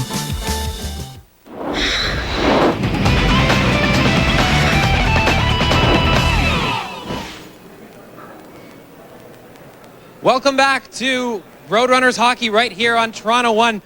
The future stars are out on the ice, and I am joined here by co-owner of the Toronto Roadrunners franchise, Ernie Coetzee. Ernie, that's one of your boys out there on the ice, is it not? Yeah, one of my little guys, my 9-year-old's skating. He turned 9 yesterday, so they're future stars. They're out there right now. Absolutely. Now, the first period is in the books. Have the nerves died down a little bit? I don't think we're going to die down until we get our first goal. I want us to get a goal. So I want this place to explode with excitement. So we're going to score first, I hope. So we'll see what happens. Absolutely. Well, that's what we're looking for in the second period. And along with that, you know, after all the trials and tribulations you went through to finally get the Roadrunners into Toronto, did you ever think this day would come? There were a lot of days where we didn't think it was going to happen, but over the last 10 months, we were working very hard to get to this day, and we're thrilled that we're finally here. And you can see there's a packed house tonight. Everybody's having a great time. They're drinking beer, eating pizza, watching a great hockey game. What's a better thing to do on a Saturday afternoon than that? So. Absolutely. It's all part of the sport. Now, tell me about the arena. You got a whole bunch of fans out here tonight in this great new facility. Yeah. Tell me about the Ricoh Center a little bit. Well, we've got a sold-out house our first night, so we're happy about that. And I think I haven't heard one negative word out of the 9,000 odd people people here about this facility. There really isn't a bad seat in the house. The prices are affordable, and come on down, because I tell you, you're going to have a great time. Who are you looking at? Who are you looking at inviting down as your audience here for the Roadrunners? It's really affordable family entertainment, but also affordable corporate entertainment. I think it's anybody who's a hockey fan that loves to see the second best professional hockey league in the world. The guys that are going to be playing in the NHL sometimes this year, sometimes next year.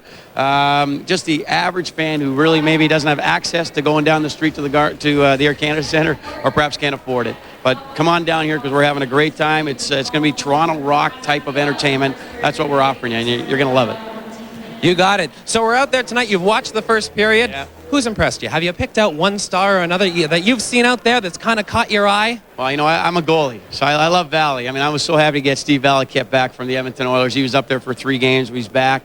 He makes a difference to our hockey team. He's the backbone of the team, as most goalies are. This kid's going to be an NHL star someday, and we're just so lucky that he's back with us tonight. Peter Sarno, I think he's about to break out. I don't know if you saw him out there in the first period, but he was handling the puck great, making some great passes. He's Gretzky-esque in the way he moves the puck. I think he's going to have a great year for us also, so I'm hoping for him to break out as well. Now, the Edmonton Oilers have been very supportive and are well known for building their system within. Do you already have a great relationship with them? Awesome. I mean, tonight, we have Kevin Lowell, 5-time Stanley Cup champion, world champion, flying down from Edmonton. His team's playing tonight. He's here dropping our puck. That's awesome. We got Paul Coffey, one of the great all-time defensemen, Hockey Hall of Famer, dropping our puck. I mean, these are Edmonton Oilers at their best, and they're here supporting the Toronto Roadrunners, and, that says it all right there. So, thank you very much, Ernie, for joining us today. Thanks again. All right, stay tuned, because we've got a lot more to come here on Toronto 1 Roadrunners Hockey.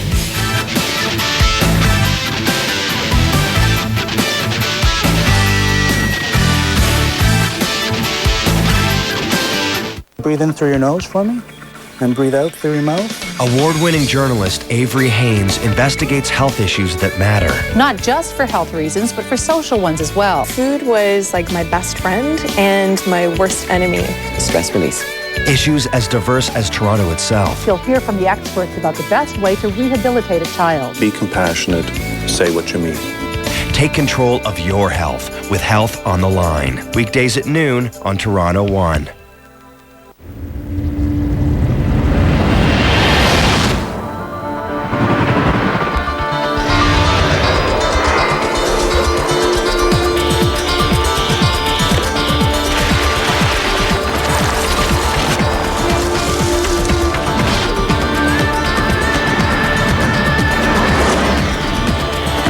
The Chinook is here. At 36.2, it won't be for long.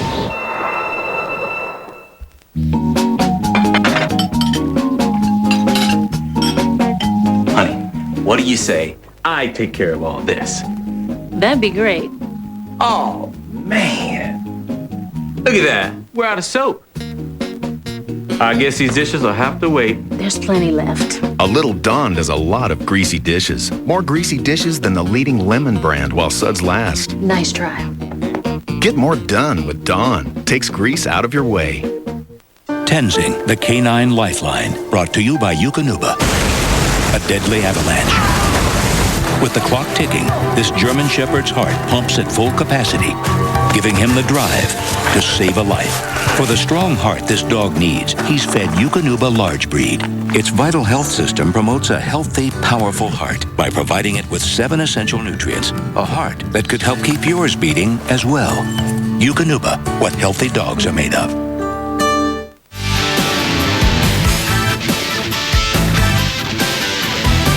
But there were a lot of great opportunities as far as scoring chances are concerned. And here was the best scoring chance in the first period for the Toronto Roadrunners. Came off the stick of Dave Roche, who has struggled offensively this year, shooting off his wrong foot like Mark Messier. Nice save by Ryan Miller as he sticks it aside. No scoring in the first period. Shots on goal favoring Toronto 10-9 as Ryan Miller does what he does best, and that is shut down the Toronto Roadrunners. He's allowed 1 goal against the Roadrunners in 7 periods. We'll be right back. Monday, the New England Patriots get ready to wrangle the Denver Broncos in a crucial AFC matchup. Monday Night Football at 9 on Toronto 1. Do you ever pray?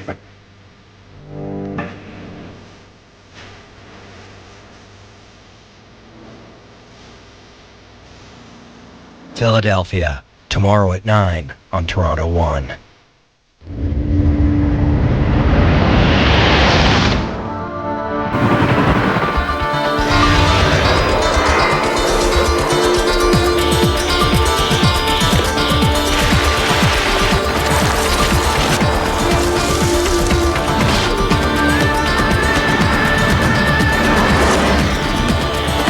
The Chinook is here. At 36-2, it won't be for long.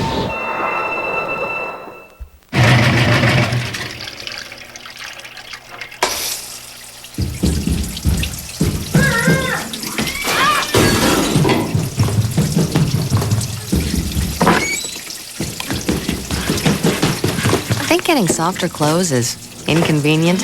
Not with the Downy ball. Just pour, pull, and toss it in at the start of the wash. The spinning action pops it open to release Ultra Downy into the rinse. It's all the softness of Ultra Downy without running for the rinse. Jane, what are we doing tonight? Sorry. Gotta wash my hair. Bye. Sarah. Sorry, Jake. Washing my hair. Now that women have discovered Clairol's herbal essences, the all-natural botanicals, the organic herbs, drenched in pure mountain water, Yes! they've all got better things to do. Herbal essences, a totally organic experience. Hi, Jakey. Bye, Jakey. Welcome back to Roadrunners Hockey right here live on Toronto 1.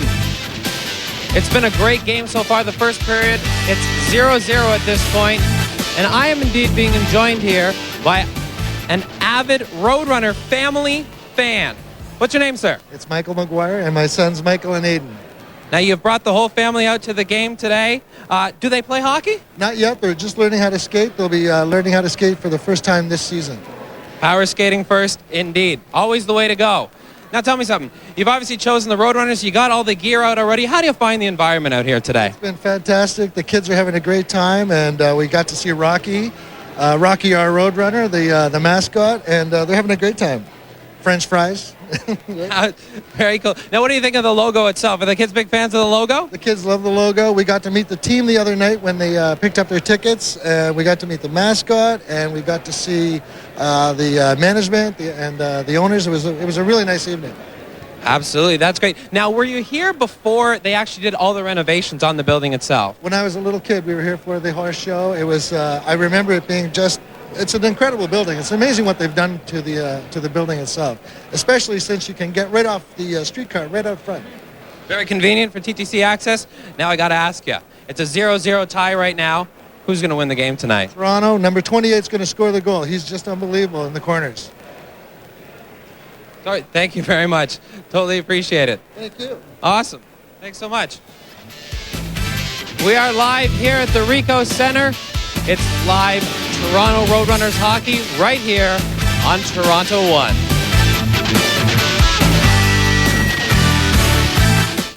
The job of Toronto Mayor is up for grabs. The responsibilities include providing police services and keeping the city clean. The Toronto 1 Toronto Star 2003 mayoral debate, Tuesday at 7 on Toronto 1.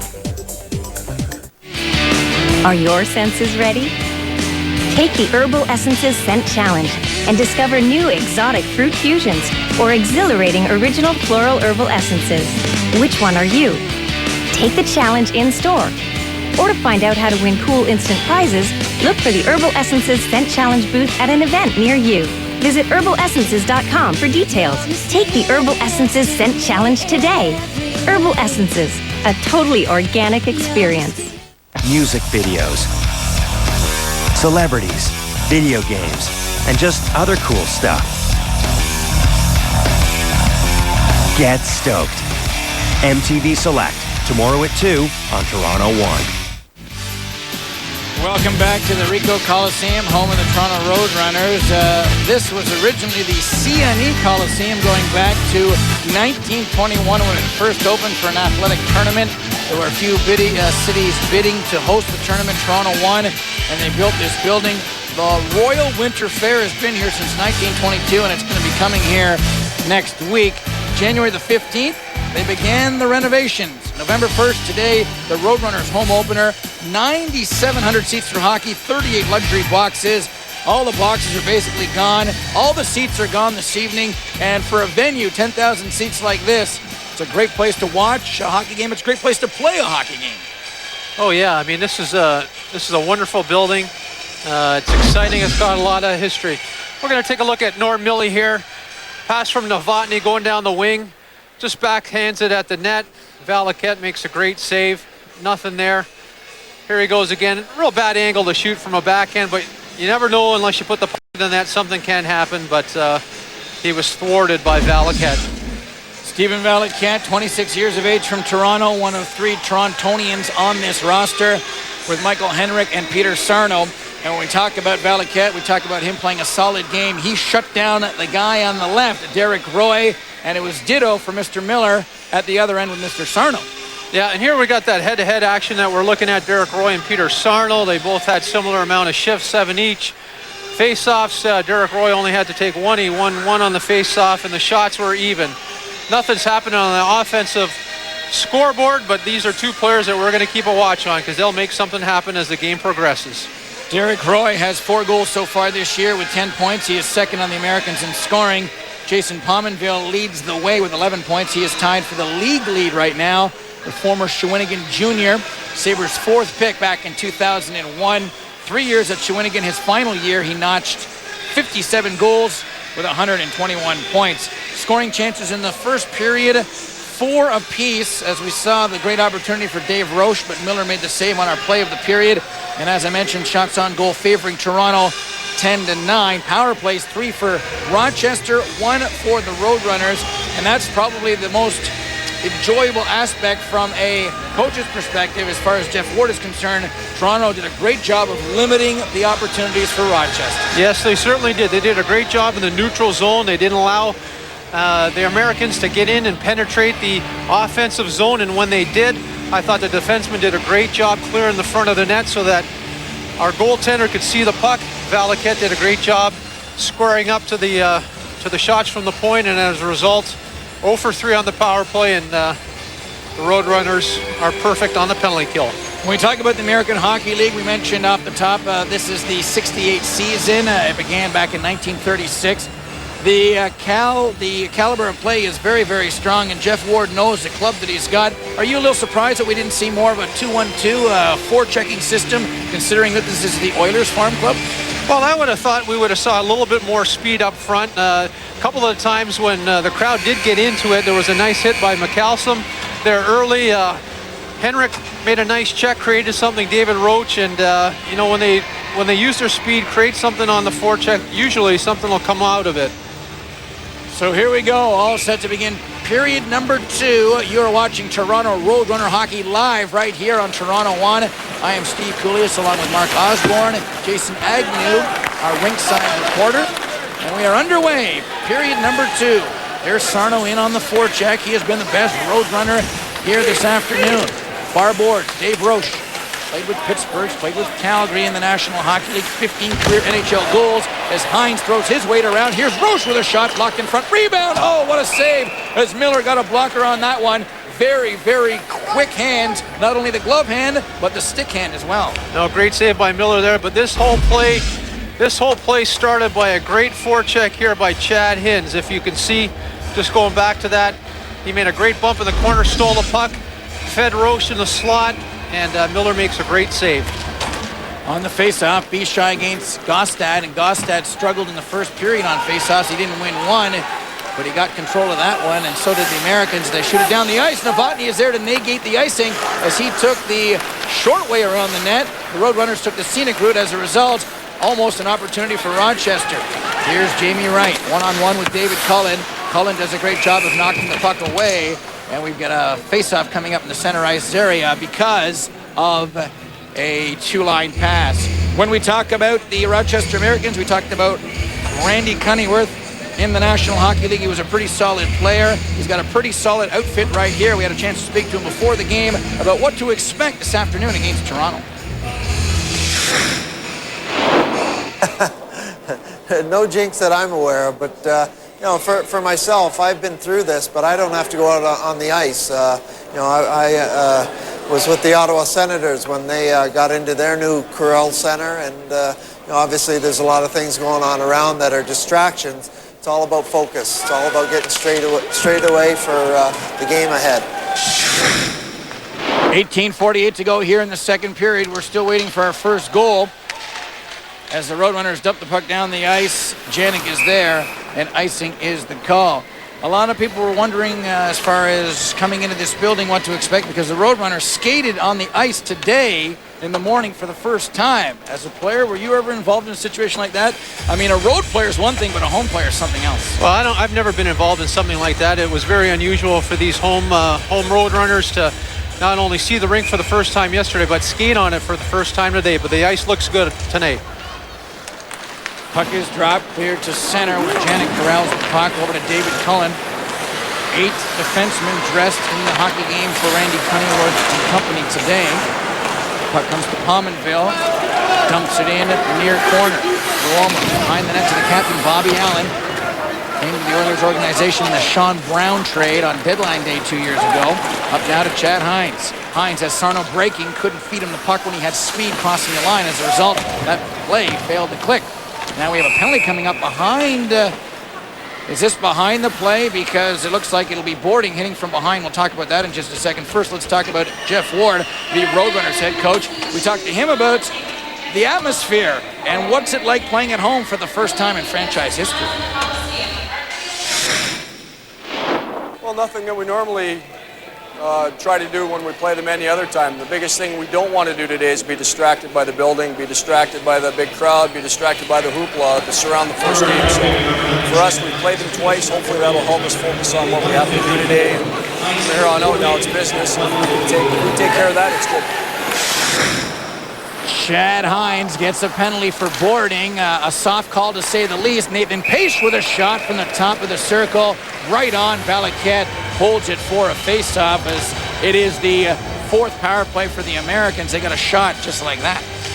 Yeah, the puck ends up going back to the defense. Nathan Pace here, who's a quality offensive player, gets a nice shot on goal. But as you can see, Valaket sees the puck very clearly, and the Roadrunner D are doing a good job in front of the net. Face-off controlled by the captain, Bobby Allen. He fires it around the boards. It's too far for Cullen, and it goes out and down the ice. The Americans began the day 17% on the power play, middle of the pack as far as the AHL is concerned. Starting up with the puck now is David Cullen. He scored last night against the Bulldogs. Hamilton come from behind 4-3 win. Here's Derek Roy now. Gets it into Dominic Pittis. His fourth game of the year as he feeds it to Pominville. Back to Pace at the point, the former Canadian junior. To Cullen. Back to Pace, center of the ice. To Pominville, near boards, top of the circle. He's got time and space. Every offensive player in the world wants those two elements. Anybody can become dangerous. Far corner, Pittis waiting, loses it in his skates, knocks it behind the net to Roy. He wins the race for the puck, takes a slash, gets it back to the point. Pace waiting, into Pominville. Top of the circle, gets it to Roy, back to Pominville, lets a shot go. Had a screen in front as Luoma was screening Valaket. Pace, brink wide for Cullen, but he vacated that position, and it's dumped by Tessier down the ice. Only 33 seconds to go in the power play. And a great job by Mikko Luomo staying in the shooting lane there on the power play. Pominville could not penetrate and get the puck to the net. Mike Bishai with a great chance, cutting towards the net with a little Doug Waite inside-outside move, but it just failed to click. Bishai tries to feed it in for Jamie Wright. He has been dangerous for Toronto here as well. Wright has the only goal against Rochester this year, and that was in Game 2 of their 10-game series tonight, or today. It will be tonight. It is game number 3. Michael Ryan, far corner. Bishai tries to get it out. Coming out of the box is Hines. Oh, and right there, Wright couldn't get him the puck as another penalty coming up to Toronto. And this is also for boarding. They're taking the offense out of the game, and at times they're taking the hitting as well. What do you think, Ozzy? Is this a penalty? Well, this is kind of a questionable call. You got to look at Michael Ryan here of the Rochester Americans along the boards. He knows that Wright is going for the puck as well. He turns, hit from behind, and that's one of those marginable calls. You got to wonder, because it is the first game in a new building. It's the first time the AHL has been in Toronto, that there are a lot of GMs. I mean, we saw Kevin Lowe earlier. I saw Pete Mahovlich, who is scouting this game as well. There are a lot of hockey people in the building, so you think that Well, a referee like Francois Saint Laurent wants to put on a show and go strictly by the book to impress Andy Van Helleman and company, and I'm sure they're either watching or in the building as well. And this is going to be a very important stop, not only for the players in the American Hockey League, but for the officials as well. Yeah, no doubt. This is a great breeding ground, not only for the players, but also for the officials. They learn their stripes here as well, and NHL officiating is here watching them and see what kind of job they do as well. Every official has made their way through the American Hockey League to get to the NHL, so that's very, very important. And Bobby Allen was after the loose puck. Rochester struggled on the power play here this afternoon. 40 seconds already gone as Jeff Ward changes up the forecheckers and the penalty killers once again. And sometimes you can give credit to the Roadrunners as well. Sometimes it's not a case of Rochester not doing a good job, but the Roadrunners doing a great job on the penalty kill. Here's 35-year-old Brian Chapman behind his own net. The oldest member of the Americans, played with the Moose last year, drafted by the Whalers in 1986. Probably the oldest player in the American Hockey League, Steve. He's the oldest here today, that's for sure. Although Ozzy does have his stuff in the car and was told, he may need you. You never know, I'm ready to go. Doug Lynch, far boards, knocks it off the glass, gets it back again, and then tries to skate it through center. Now he dumps it in, ragging the puck. 27 seconds to go on the 5th power play in the game for the Rochester Americans, their second of this frame, and we've only played 5.5 minutes. Well, let's give credit also to the Roadrunners. 5th power play against, only 10 shots they've given up. Here's the Roadrunners now with a chance to break out 2-on-1, but Bishai couldn't corral the puck. Pittis, far boards, the Calgary native, tries to pin it there for a moment. It comes loose where Sarno has it once again. 4 Roadrunners through center as the penalty is over. A step ahead of the play with Bishai, but Sarno decided to go back and circle back a la the Red Army team. New Year's Eve 76. Oh, Pittis had a chance on a breakaway, but Pominville couldn't get him the puck. Now Derek Roy corrals it. 0-0. Rochester and Toronto as the American Hockey League in its 68th season comes to Toronto.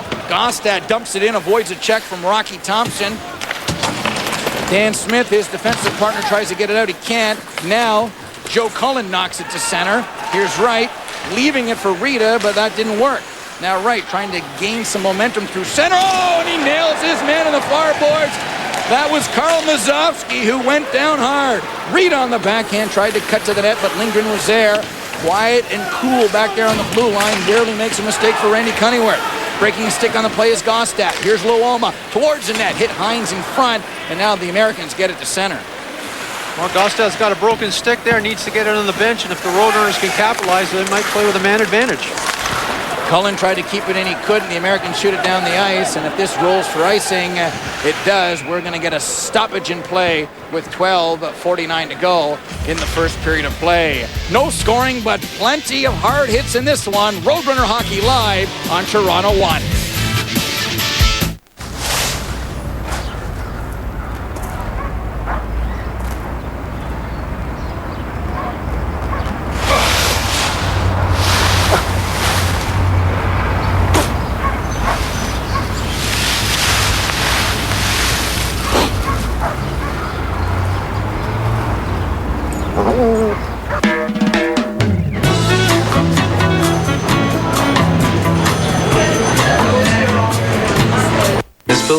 It's nice to see you again. Had a little extra cash to spend. At Cash Converters, we offer loads of quality, pre-owned merchandise at affordable prices. So we'll understand if you can't resist coming back. It's for my cousin. She's having a housewarming. Must be a pretty big house. But just know when to draw the line. Excusez-moi, monsieur. Can you please charge this? I certainly can, Madame. A better way, Cash Converters. Welcome back to the Ricoh Coliseum. Play just underway. 12 minutes to go exactly in the second period. Zip, zip. Rochester's had 5 power plays in the hockey game to Toronto's 1 as David Cullen has a puck at the point. Lets it go through a screen. It went off the ankle of Doug Lynch, the 20-year-old. On the wraparound try, there's Gostad. He's got a new stick now, but that didn't work. Here's Thompson trying to get the crowd into the game, skating it through center. He's knocked off stride and falls down. Nathan Pace now dumps it in, and he forechecks. He plays the point, he plays the wing, he plays it all, and now he plays the puck in front of the net. Oh, what an opportunity for Gostad, but he couldn't get a stick on it. Here's Sarno streaking down the left wing, tries to go around Cullen. It was not to be. Hines, near boards to Mikko Luoma, one of 3 Finnish players on the club. Near boards, tries to get it back to Sarno. Nice play from his stick, from his skate to his stick, gets it back again, lets the shot go, but he fanned on it, and the arm is up. Referee Francois Saint Laurent's calling another penalty, but this time it looks like it's going to go to the team in white, the Rochester Americans. Well, we're going to take a look at a play here. Centered out in front, hope pass, dangerous play. Sarno doing a good job with his defensive zone coverage, picks up a loose puck and breaks it out easily for the Toronto Roadrunners. Well, we got Doug Janik, finally a penalty against the Rochester Americans. 5 unanswered power plays for the Americans. We're going to see what the Roadrunners can do on this power play. Luoma keeps it in, dumps it behind the net. Lindgren is there, rattles it around the glass. Sarno couldn't keep it in, and it scoots out to center. Mikko Luoma looking for his first goal of the season. 27 years of age from Finland, his first year in North America. Tried to get it through center, didn't work, and the Americans just get it out and down the ice. Yeah, that's a tough play by Mikko Luoma, trying to force that play up to Heinrich on the wing. You can't make that pass. We talked about tape-to-tape pass. If you haven't got a play, dump it in and make sure you go and get it. Well, here's an example of that. The Roadrunners dump it in. Now they got to go get it, and there's Luoma who did the dumping. Watched by Pittis. He has a stick under Pittis' arm. That's where it's sitting right now in Pittis' pit. It does come loose, the stick that is, and now the puck. Luoma, far boards to Sarno, one-timer shot. Oh, what a big pad save by Ryan Miller, the one-timer by Sarno, and that's the way you got to beat this guy. Exactly. Good work on the boards by the Roadrunners. They came up with a loose puck, good dumping. Quick pass over to Sarno, one-timer, and a big save by Ryan Miller. Sarno playing the point on this power play for the Roadrunners. Is now on with Bobby Allen. They scrum the puck along the boards. The whistle goes with 48 seconds to go in the minor penalty to Doug Janik, the second power play for the Roadrunners this year. Roadrunners have done a good job tightening things up defensively. Their penalty killing is strong. And overall this year, their power plays are pretty good as well. Yeah, we're going to look at this last shot by Peter Sarno there. Nice one-timer. Ryan Miller out past the blue, challenging. And if you get yourself as a goalie out past the blue, there's a good chance you're going to make that save. 48 seconds to go in the minor penalty to Janik. Allen at center, knocks it back to Doug Lynch. Former Red Deer Rebel, won the Memorial Cup with the Rebels back in 2001. Toronto fires it in, picked up by Scott Ricky. On the backhand, spelled Ricci, pronounced Ricky. You got to get used to these things. Not to be confused with Recchi. Remember when there was Joe Ricci, Mark Recchi? The NHL was a tough place when those three hooked up on a particular rush. No problems here as Lynch has the puck, although that's a problem for Toronto as he back passes it to nobody and it comes out to center. Now it's corralled by Chapman, the 35-year-old veteran, and he dumps it down the ice. This will be it for the power play opportunity. So Toronto is now 0 for 2 on the power play. Lynch to Allen. Tries to go back to Lynch. It was behind Bishai. Giveaway. Novotny waiting, shooting. Oh, what a play by Doug Lynch to fall in front of that one and block it as Valaket accidentally knocked the net off its pegs. So we get a face-off. 0-0. We're halfway through the hockey game. Toronto leads shots on goal 13-11. We're back right after this. Hast du etwas Zeit für mich? Singe ich ein Lied für dich von 99 Luftballons, dass sowas von sowas kommt. 99 Luftballons, ihrem Weg zum Horizont. 99 Luftballons. Here it is, Urban Session, The Jump Off, 20 hot street R&B and hip-hop joints, non-stop mixed by DJ Skimpy Boy. I don't think you know me, no, and I don't think I know you. Is it worth it? Urban Sessions, The Jump Off, includes massive hits by Lil' Kim, Missy Elliott, Fabulous, Craig David, Jaheim, and lots more. Get your copy Sessions, The Jump Off, in stores now.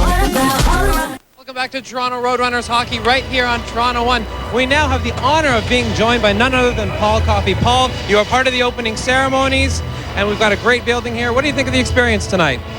It's been exciting so far. It'd be nice if Toronto can get a goal here, but so far it looks good. It's a beautiful arena. They've done a fabulous job down here, and it looks like fans are really enjoying themselves, which is really what it's all about. That's great. Thanks so much, Paul, for coming out and joining us. Back to the guys up in the booth. Thanks very much, Paul. Thanks very much, Jason. Paul Coffey. Unbelievable skills, and if he was on the ice right here, even at his age right now, first of all, it looks great. He could be skating through a lot of players. He can still motor around, maybe the best skater in his time in the National Hockey League. Bishai behind the net, has right in the slot, tries to feed him the puck, but the backhand pass did not move fast enough, so the Roadrunners have to regroup, and they do as they fire it right back in again. Miller behind the net, tries to feed Cullen, doesn't work. There's Wright to Bishai. Sean McCaslin is out there for his third shift of the game. He headed to the front of the net, but the Roadrunners couldn't get him the puck as it scoots down the ice. Dan Smith, number 6, watched by Michael Ryan. Dominic Pittis is also out there. Pittis, Pompville, Roy, lot of ice time. Randy Cunneyworth, the lots to those star players on the top two lines. Well, they're going to provide the most offense for them. You want to get your offensive players out and try to create a scoring chance. Here's a scoring chance. Sean McCaslin right in on goal. He scores! There it is. The first home goal in Roadrunner history. Sean McCaslin scores the goal. The Roadrunners lead 1-0. Well, isn't that great for Sean McCaslin? He made a great hit in his first shift in the first period. Now we see him pick up a nice feed there from the winger there. It comes in. Ryan Miller looked like he moved across a little too early, and McCaslin's got the whole far side. For Sean McCaslin, that's his first goal of the season in his second game. He scored the first 2 goals in Roadrunner history in the preseason at that exhibition game at York University, and now he scores one for Rio, and the Roadrunners lead 1-0. Ricoh Coliseum, scored by number 37, Sean McCaslin. Assisted by number 38, Mike Bishai. Time of the goal. Mike Bishai picks up an assist. Here's Hinge with it now, lets it go, goes off Bardovic and wide. Brad Winchester as the place is alive. Ryan Miller is finally beaten for only the second time this year in 8 periods for the Roadrunners. They lost the first game to Miller 1-0, the second game to Miller 3-1, and they do draw first blood today. As going down hard is Bardovic. Breaking to the net is Millie, but they couldn't feed him the puck. Toronto 1, that's the score. That's the station. I hope you're enjoying this game wherever you are across Southern Ontario. Puck to the line. Chapman keeps it in, lets it go. He scores! It may have been deflected in front of the net. Brian Chapman let it go, and it's a 1-1 hockey game just like that. Well, that's a huge goal for the Rochester Americans. Getting it back right away. We're going to look at this play. He just throws it at the net, and for some reason looked like Valaket thought it might be deflected, and it just found his way underneath his blocker. That's a big goal. Might have been tipped by Norm Millie. Yeah, Millie was there, although it didn't look like the puck dove at all. If Millie gets credit for it, it will be his 3rd of the year. He is a Toronto native. 13 NHL games for Millie with 3 points, but I think that Chapman's going to get credit for the goal. Let's listen. Unassisted, time of goal 15 minutes, 1 second. Scott Ritchie, unassisted at 13:01. I'm not sure what that announcement was for, but you, like I, saw Chapman shooting the puck from the point. Either way, it's a 1-1 hockey game, so we wanted some goals and we got 2, just like that. Well, the Rochester Americans come back on that next shift and certainly take the crowd out of the game, tie it up right away, and we got a 1-1 game. Now, they announced Ricky, number 2. Well, am I seeing something, or didn't I see something? No, it's not Ricky. I think they just made a mistake on that. They'll credit the goal to Chapman, if not Millie deflecting it in front. Nicely said. All right, puck is in over the line, controlled by Toronto. There's Rita. Oh, he stood up by Nathan Page, the former Canadian junior, hitting the swift skating fin. Here's Chapman. We believe the goal scorer. Watching Tessier spinning on the backhand. The former Ottawa 67 dumps it in and heads to the bench. 6:07 to go here in the second period. We're all tied at 1, and the play is a little bit quicker, a little more action here in the second frame. Maybe there was a feeling out process as far as this game was concerned. As we take a look at the guy they've announced as the goal scorer, but I don't know, maybe we can get another look at this. I don't know if I missed something or not. Well, here, Chad Hines could have cleared it. He didn't, kept in by number 22. That is Chapman. So they're going to credit the goal to Chapman. He just fires it on net and makes his way in. Under 6 minutes to go here in the second period. Sean McCaslin, the first goal at home in Roadrunner history at the Ricoh Coliseum, and it was a beauty. And then Brian Chapman, we believe, will get credit for his first to make it 1-1. Here's Hins on the backhand, firing it in. Roche leaves it for Sarno. Sarno bumping with his man. Roche is in there, knocks his man down from behind. He's a big guy, the oldest member of this Roadrunner squad.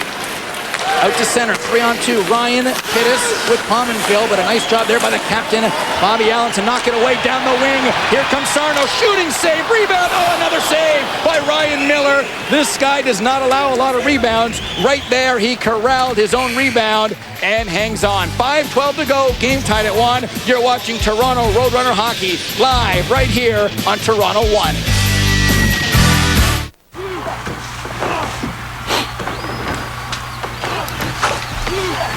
So I'm just going to take this one that I prepared earlier out of the oven here, and I'm just going to take it. My mother used to make this dish. Dad, have you seen my science project? Oh, that is good. All the flavors just merging together.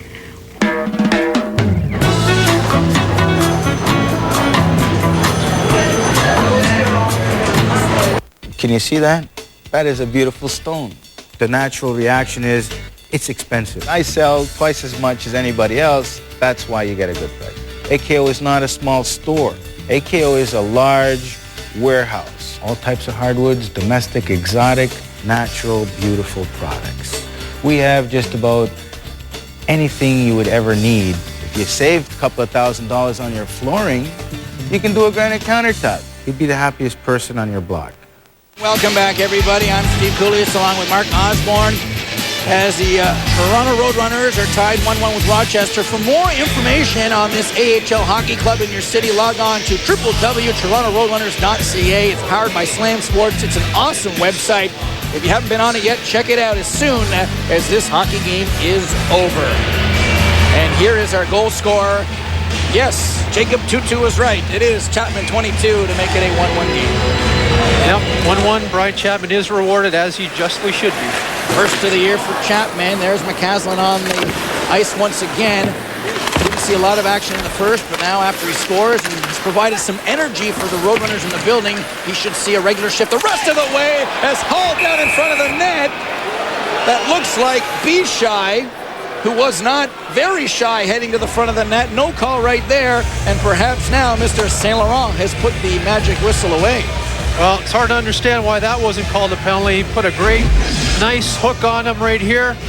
Why this is not a penalty, his stick is right up around his shoulders, pulls him down. Hard to figure why that's not a penalty on Bichet. 4:55 to go here in the second period. Game tied at 1.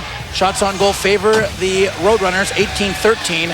And the scoring chances have picked up tremendously in the second period as Luoma almost lost that one to Michael Ryan, and he would have been clear on a breakaway. Here's Sean McCaslin, the goal scorer, in over the line. Lets a wrist shot go right on, and Ryan Miller is not going to allow that to beat him 99 times out of 100 as he covers up. Yeah, you've got McCaslin. Coach Jeff Ward is throwing him back out there. Scored the first goal a few minutes ago, showing the young player a little bit of confidence, getting him out to play on a regular shift. I saw him at the Holiday Inn Hotel a little while ago, and I said, what are you doing here? Because those are where the Score Studios are located. He says, I don't know whether I have to get a house, get an apartment, or stay in the hotel for the next few weeks. But if you keep scoring goals like that one, the coach will say, get an apartment, son, you're here for good. Find yourself a place. You keep finding me goals, I'll find you a place to stay. 5 years with the Calgary Hitmen, last 2 years in the East Coast League with Columbus, scoring 16 and 15 goals respectively. Here's Luoma Behind the net to Allen. He's held by Pominville. Corralling the puck is Dan Tessier, the former Ottawa 67. Tries to feed Rita. Knocked off his stick, but he gets it back again.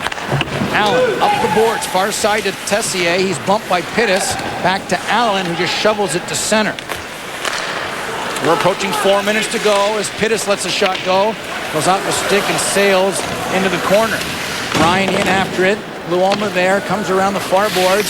Janik on the backhand, tries to keep it in on the forehand. He does. Comes to Pominville. Towards the net, Pittis was there, but Luoma did a good job of tying him up.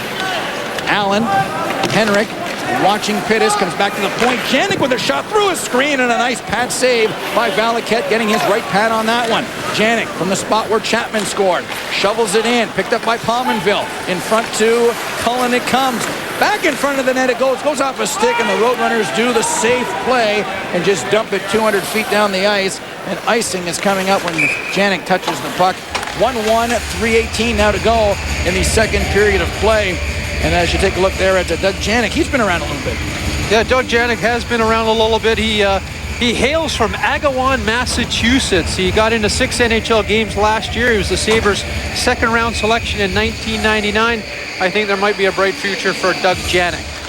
Bright future for Derek Roy, although he lost that face-off there to Chad Hins. Sarno, nice little touch pass as the Roadrunners get it out. Cullen, back to Janik. He looks rink wide, trying to get a streaking Norm Millie. That doesn't work. Roadrunners come back the other way. 2 on 3, make it 4 as everybody's back for Randy Cunneyworth and company. Thompson near boards. Into Hins. Looking for the puck. He can't get it. Milan Bardovic comes loose, and it's a 3-on-2 for Rochester. Roy in over the line, lost it, gets it back again, still has it out in front. Sarno there, coming back to the house, as our good friend Steve Ludzik used to say, former captain of the Rochester Americans, and a nice defensive play. And here's Sarno now letting a shot go. Stick save by Miller. That's a huge hit there by Brad Winchester, the big winger throwing his weight around. Derek Roy in over the line, pumped off the puck by Allen. He's at the end of a shift, and he'll head off the ice for Rochester. Another strong shift for the former Canadian junior. Here come the Roadrunners. Roche looking for Cullen in front of the net. Gloved nicely there by Ryan Miller, and he'll just hang on. Well, Ryan Miller, we're going to see a pass here. Ryan Miller in the pipes. Nice pass here over to Sarno, and there's Miller. Look where he is, Steve. Way outside of the blue area. You're not going to get anything by him. And here's a wonderful hit by Brad Winchester, young player with the Roadrunners. Nice hit in the offensive zone. Ryan Miller started the year with the Sabres, started 2 games, lost them both. Goals against average over 4, the save percentage. Let's not talk about it because I know that he is disappointed in it. What happened when we see him here today, when we have seen him in the NHL before? We've seen him strong on the puck, strong positionally, great glove hand, great stick hand, but what happened at the start of this year? Well, unfortunately, the Sabres, you can't point the finger at Ryan Miller. He got off. He was a starting goaltender, went 0-2, only had an .840 save percentage, went back with Matthew Biron, and you see Ryan Miller is playing with the Rochester Americans now. Puck comes to Jamie Wright, far boards, 122 games of NHL experience, and as I mentioned earlier, spent some time on the left wing with Iginla last year and Craig Conroy, and played pretty well. 20 NHL goals in his career last year in Calgary, 19 games with 2 goals. And if you're playing with Conroy and Iginla, you better chip in offensively, and Jamie Wright did just that, as we see some pushing and shoving here at center ice.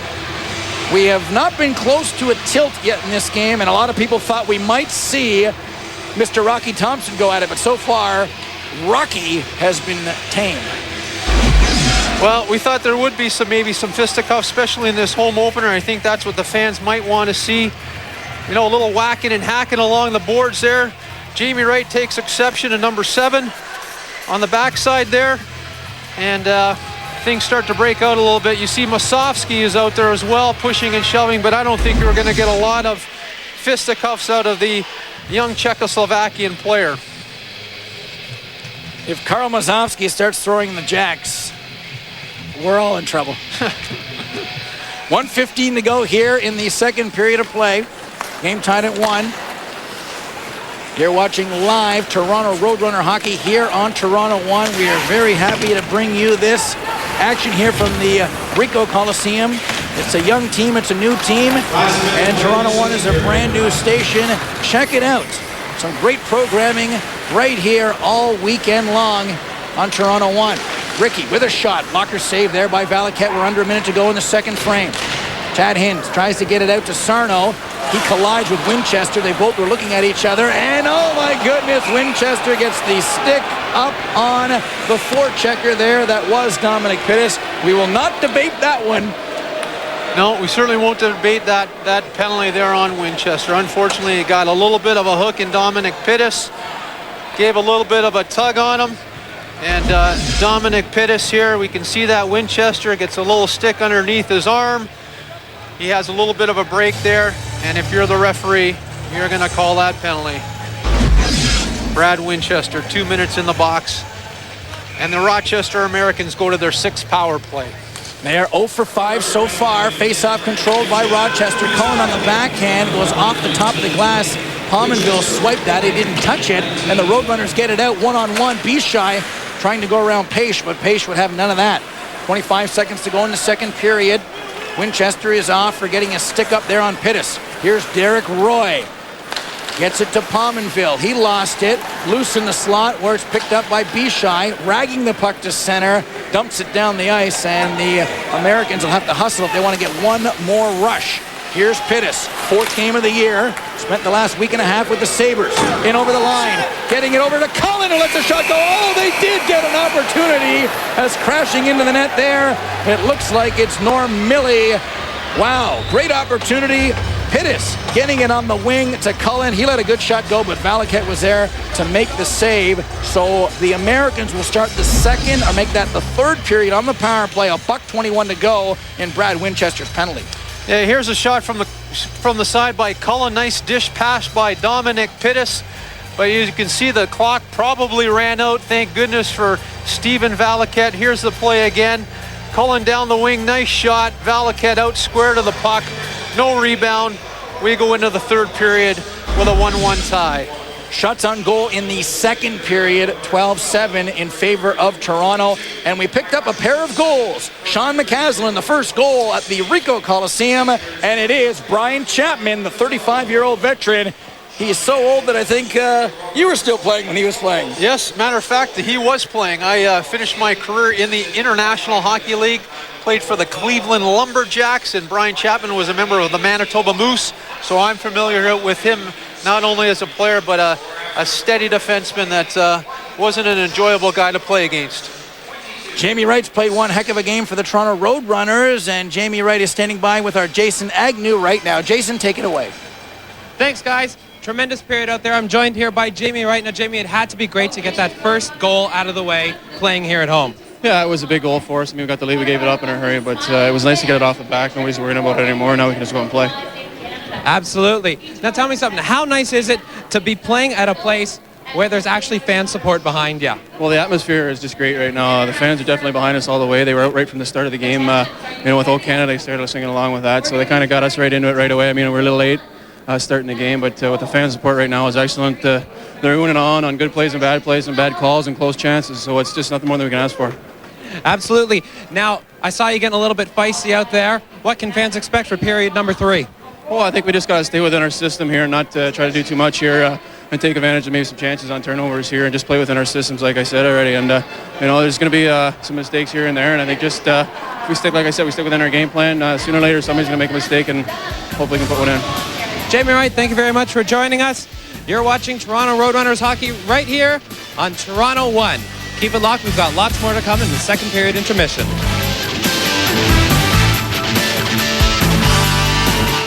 We're just going to follow him. How dangerous can that be? Okay? If you're looking for subtlety... Is there any chance this guy's still alive in there? Not now. You've come to the wrong place. This ain't no game, Flash. Bruce Willis, Damon Wayans, and Halle Berry star in a film that pulls no punches. You touch me again, I'll kill you. The Last Boy Scout at a special time, Tuesday at 9 on Toronto 1.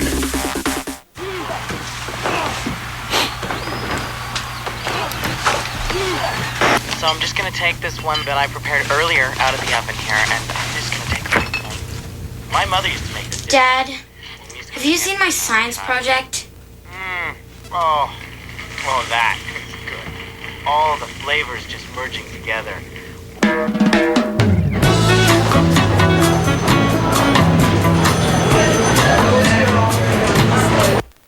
Matt Armstrong, the yummiest crush of my life. Thought more about spitballs than me. My obvious beauty potential eluded him. Sometimes where beauty comes from can be rather unexpected. Take Head & Shoulders. I used it and unexpectedly wound up with this smooth and silky hair. It's like beauty queen hair. Inside a dandruff shampoo, Head & Shoulders gives you 8 surprising ways to see nothing but beautiful hair. Eat your heart out, Maddie. If you aged as fast as your large breed dog, by 5, your knees might not bend so easily. By 7, your joints could really slow you down. Big dogs are up to 8 times more likely to develop joint issues. So feed them Iams large breed formulas. They help minimize joint stress by promoting an ideal body condition to keep big dogs active for longer. Change the way your large breed dog ages. Forget dog years. Live in Iams years. Iams. Good for life. Must be 18 or older. Carrier or long-distance charges may apply. Welcome to Lava Life by Phone. Tonight, meet a sexy set of singles ready for some fun. Let's tune in and see who's on the line.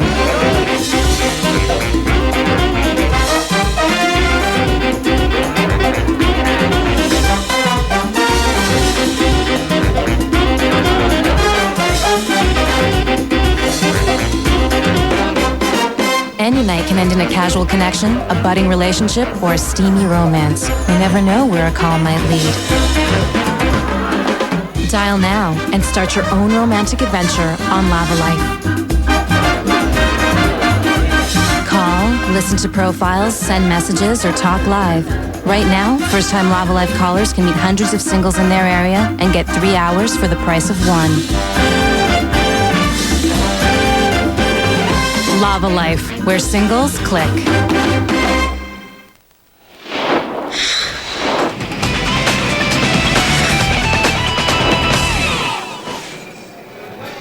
Welcome back to Toronto's Roadrunners hockey right here on Toronto One. I'm being joined by none other than Jeff Bukaboom, 14-year NHL veteran. Jeff, thank you so much for coming out and joining us here. Oh, my pleasure. Now, we've seen you out there today. How are the guys feeling in the dressing room with all this fan support behind them? I think they're excited. Obviously, we've started our first 9 on the road. They're excited to play a home game and have a crowd behind us and do all the things we can to make the crowd deserving of a win.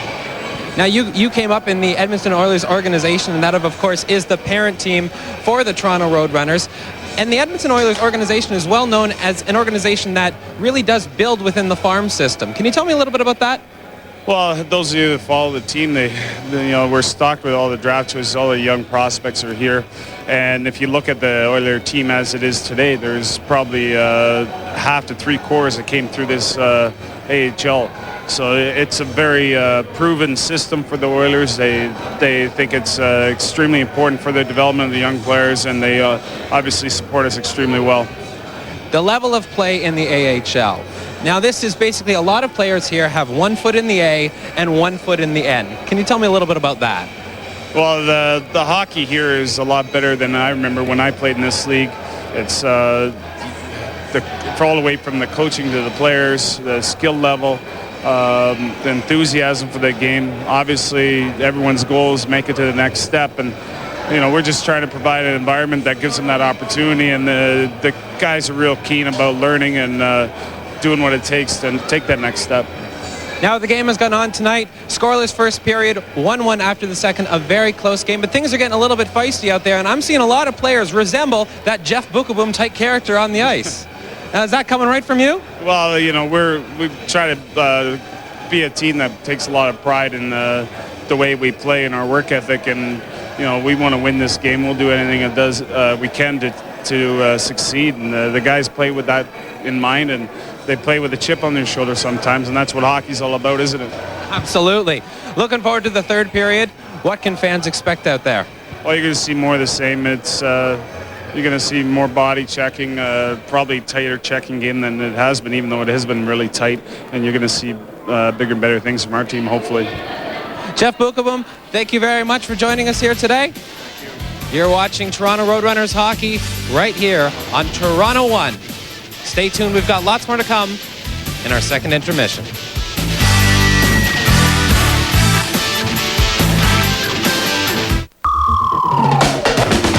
No rules, no limits. The action heats up as Billy and the gang hit the bar at YYZ.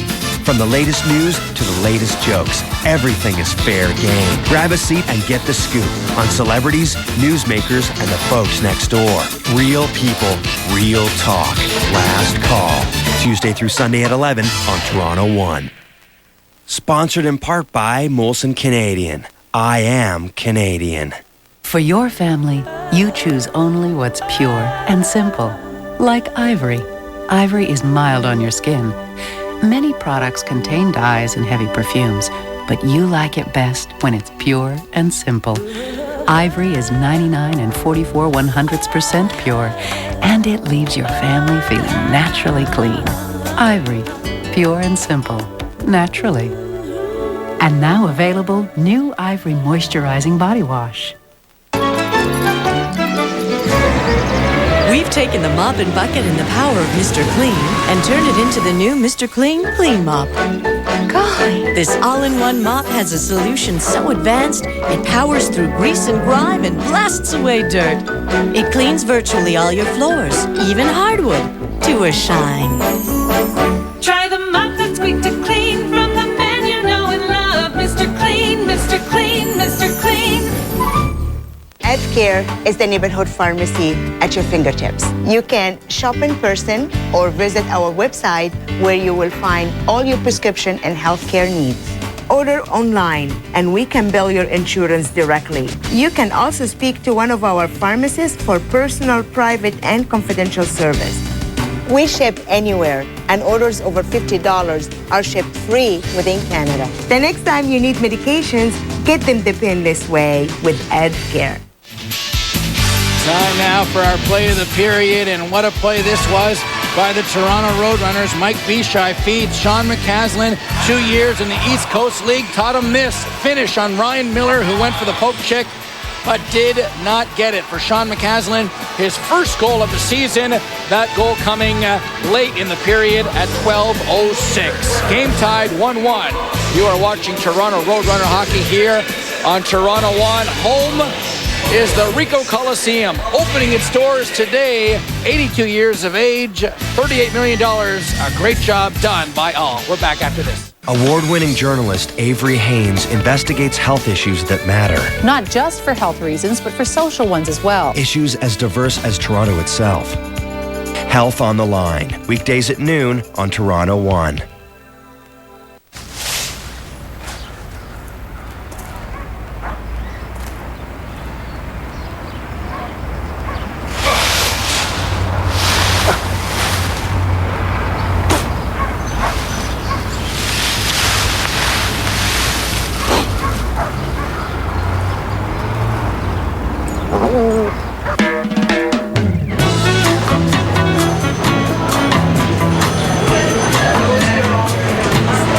Before Infusium, I couldn't get my fingers through my hair. My hair looked like a fuzzball. And now it looks shiny, it looks healthy. Infusium 23. It's the leave-in Amy believes in. My hair was so damaged, and now it's shiny and smooth. Very surprised the first time I used Infusium. It's the leave-in Jennifer believes in. Infusium 23 leave-in treatment corrects, restores, structurizes. After one use, hair looks healthy. I control my hair now. My hair doesn't control me. Infusium 23. It's the leave-in you'll believe in. Something else to believe in. Infusium shampoos and conditioners.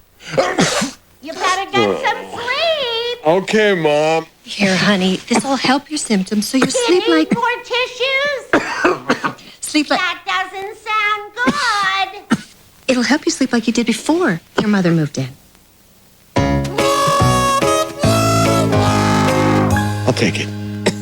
NyQuil, the nighttime sniffling, sneezing, coughing, aching stuff. You had fever so you can get the relief you need to sleep and feel better. Medicine. The Toronto Show. Wicked! Join the party. Punch up 416-362-4705 or www.thetorontoshow.com for free tickets. Oh! The Toronto Show. Thursday through Saturday at 10 on Toronto One.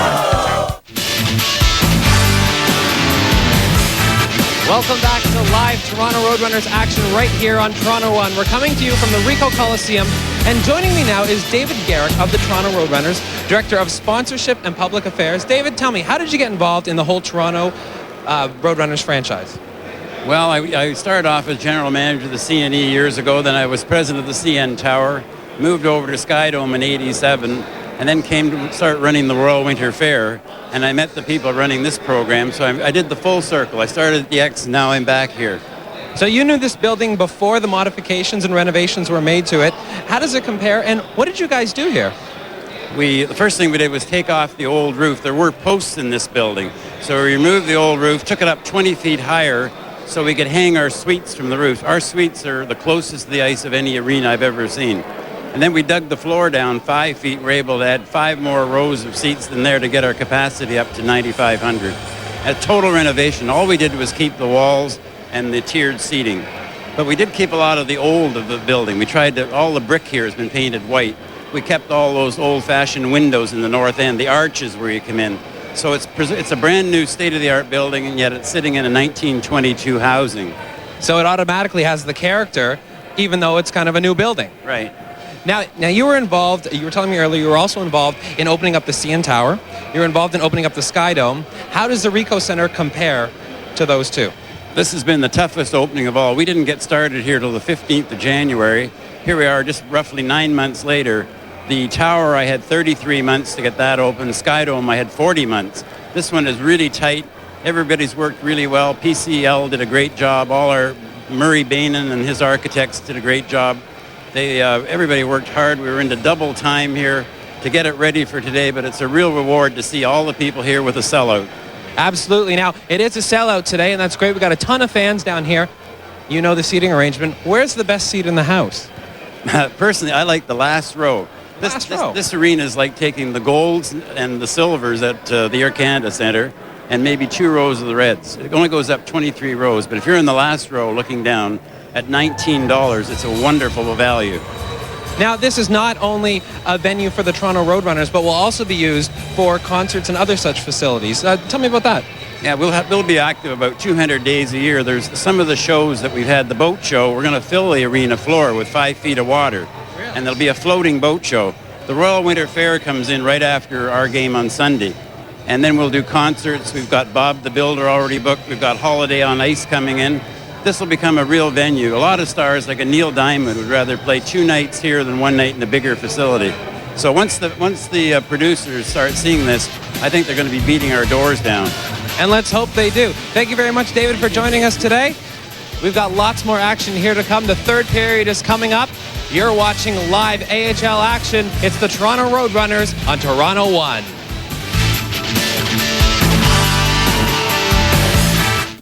Do you want to know which part of his body Arnold has meaningful conversations with? Talk to the hand. Extra. Do you want to know what it takes to star in an action blockbuster? Got me a tight t-shirt. We was ready to go. Extra. I get around. I've been reading lots of things about myself. Are you ready to learn more about the personal lives of celebrities? Yes.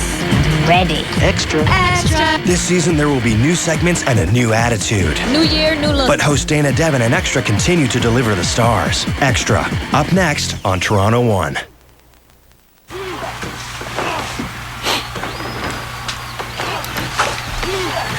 So I'm just going to take this one that I prepared earlier out of the oven here, and I'm just going to take it. My mother used to make this. Dad, have you seen my science project? Oh, well, that is good. All the flavors just merging together.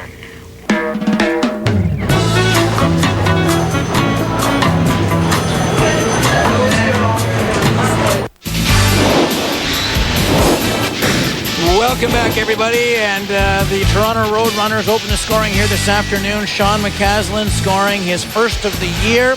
Scored the first 2 goals in franchise history in the preseason, if that counts for anything. He opened the scoring, and less than a minute later, the Americans come right back. Number 22, Brian Chapman shoots the puck. They have still credited the goal, not to Brian Chapman, but to number 2, Scott Rickey. I still don't understand why. We've got the video evidence to prove it. It will be changed to Chapman. He's 35. He might not score again, and we got to give him the goal. Credit where credit is due. Well, exactly. He's a defensive defenseman. You're not going to see a lot of offensive production out of Brian Chapman, but nonetheless, he gets on the board with his first goal of the season, and it's an unassisted one at 13:01. Shots on goal favor Toronto right now. And Ozzy, we were talking about this during the break. The Roadrunners deserve a lot of credit for limiting Rochester to 16 shots on goal in a game in which Rochester is enjoying right now their 6th power play opportunity. I mean, that's great defense. Oh, that's a huge credit to Jeff Warden, the way he's prepared his team.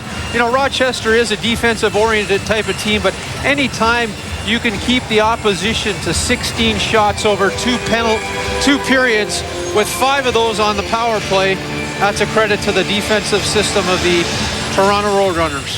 Don't forget, folks, to log on to www.toronto1.ca for all the information on the talents, on the programs, on the movies, on Toronto One. Toronto One has been around now since late September here in Southern Ontario. Great programming, great news and information programming. So check out all the information on their website here in Toronto. So we have 1:21 to go to Brad Winchester in his minor penalty as the puck is dropped, and we are underway to begin period number 3. The Roadrunners trying to kill off their 6th minor, and you wonder if this will mean after this minor penalty that either A, that Saint Laurent puts the whistle away, or B, that the Roadrunners will go on the power play next. Well, I think you'll see the Roadrunners come up with their next power play. But we're watching the Americans here on their 6th power play of the night. Puck is shot into the far corner. Pominville is after it. He was hooked off the puck, and it was corralled by Mike Bichai. 2-on-2, short-handed through center. Faking, nice move, and he just lost the handle as it rolled into the corner. Cullen bumps him, and it's picked up behind the net now by Rochester. Controlled by Dominic Pittis. Calgary native, 29 years of age, in over the line, just offside as Doug Lynch was looking for the big hit. Goaltenders today, Ozzy, have played very, very well. Well, they have played very well. We're going to take a look at some of the statistics up until this point. We're looking at Ryan Miller on the left-hand screen and Stephen Valaket on the right. They've both been able to see the puck very well. 22 shots on Miller, 21 saves, 16 on Valaket with 15 saves. 30 seconds to go in the minor penalty to Brad Winchester. He got the penalty late in the 2nd period of play. Cullen had a great chance to give Rochester the lead, but time ran out on the Americans. Here's Lynch. Tries to get it out. He can't. Pittis is there. Deep into the corner. Back to Cullen with a shot. Oh, through a screen in front. Valaket got a piece of that one. It's corralled by Toronto, and they get it out and down the ice. This will be it for the Winchester penalty. Rochester officially 0 for 6 on the power play. Well, great job again by the Toronto Roadrunner penalty killers. They cough up the puck right there to Derek Roy. Wrist shot. He fires that one high and wide as a sloppy back pass in the center ice area almost cost Toronto there. Well, you don't want to give those opportunities to Derek Roy because you know he's going to do something with it because he knows what to do with that puck in the offensive zone. Dan Tessier fires the puck in. Michael Henrik giving chase. Comes back to Chapman. We still have the goal credited to Ricky. We're trying hard to change it. We're hoping that Mr. David Andrews is watching and listening so he can phone the booth next to us. And I've just got word from the officials right beside us here, Steve, that it has been credited to Brian Chapman. Well, there you go. The power of the medium. Smith tips it through center. Ricky on the backhand gets it to Yuri Novotny. 20 years of age, a former first-round pick of the Buffalo Sabres. Winds and shoots that one from just outside the blue line and just missed the near side. Henrik now bumped against the boards by Novotny, who is using his size and his weight a bit more this year than he did a year ago for Rochester. Puck comes through center where Novotny is there to corral the puck. Novotny twisting and turning in his own zone. Still looking for his first goal of the year. In 43 games last year, he had 2 markers for Rochester. Supposed to be an offensive force, but we have not seen it yet at this level. Dave Roche with the puck. Behind the net, tries to center for Sarno. It doesn't work. Sarno goes in after it. Now Roche on the backhand has a man in front of the net, but a great job by Karl Masovsky to knock that puck away as the Americans get it out. Yeah, nice play by Masovsky there on the defensive end of the puck, and they're able to clear the zone. Here's Toronto at center. Luoma just coughs it up to Paul Gostad. We didn't hear a lot about Gostad in the second period. He had a pretty strong first frame. A Fargo, North Dakota native. And a penalty is coming up on the play to Rochester, as it looks like that is number 9, Chad Hinds, who is down face first into the ice. I believe he was hit from behind. So it looks like we're going to get a penalty. And it was Karl Mazovsky, number 17, doing the honors. And we talked about this guy earlier, mixing it up just a little bit. He won't drop the gloves, but he just dropped Chad Hinds right there. Yeah, well, that looked like it could have been a hit from behind. You know, Hinds is getting a tough time coming up to his feet. It's going to be interesting what the referee calls here on Mazovsky. Will he have the courage to call more than just a 2-minute penalty? They have not yet put the penalty on the board, as right now Francois Saint Laurent is coming over.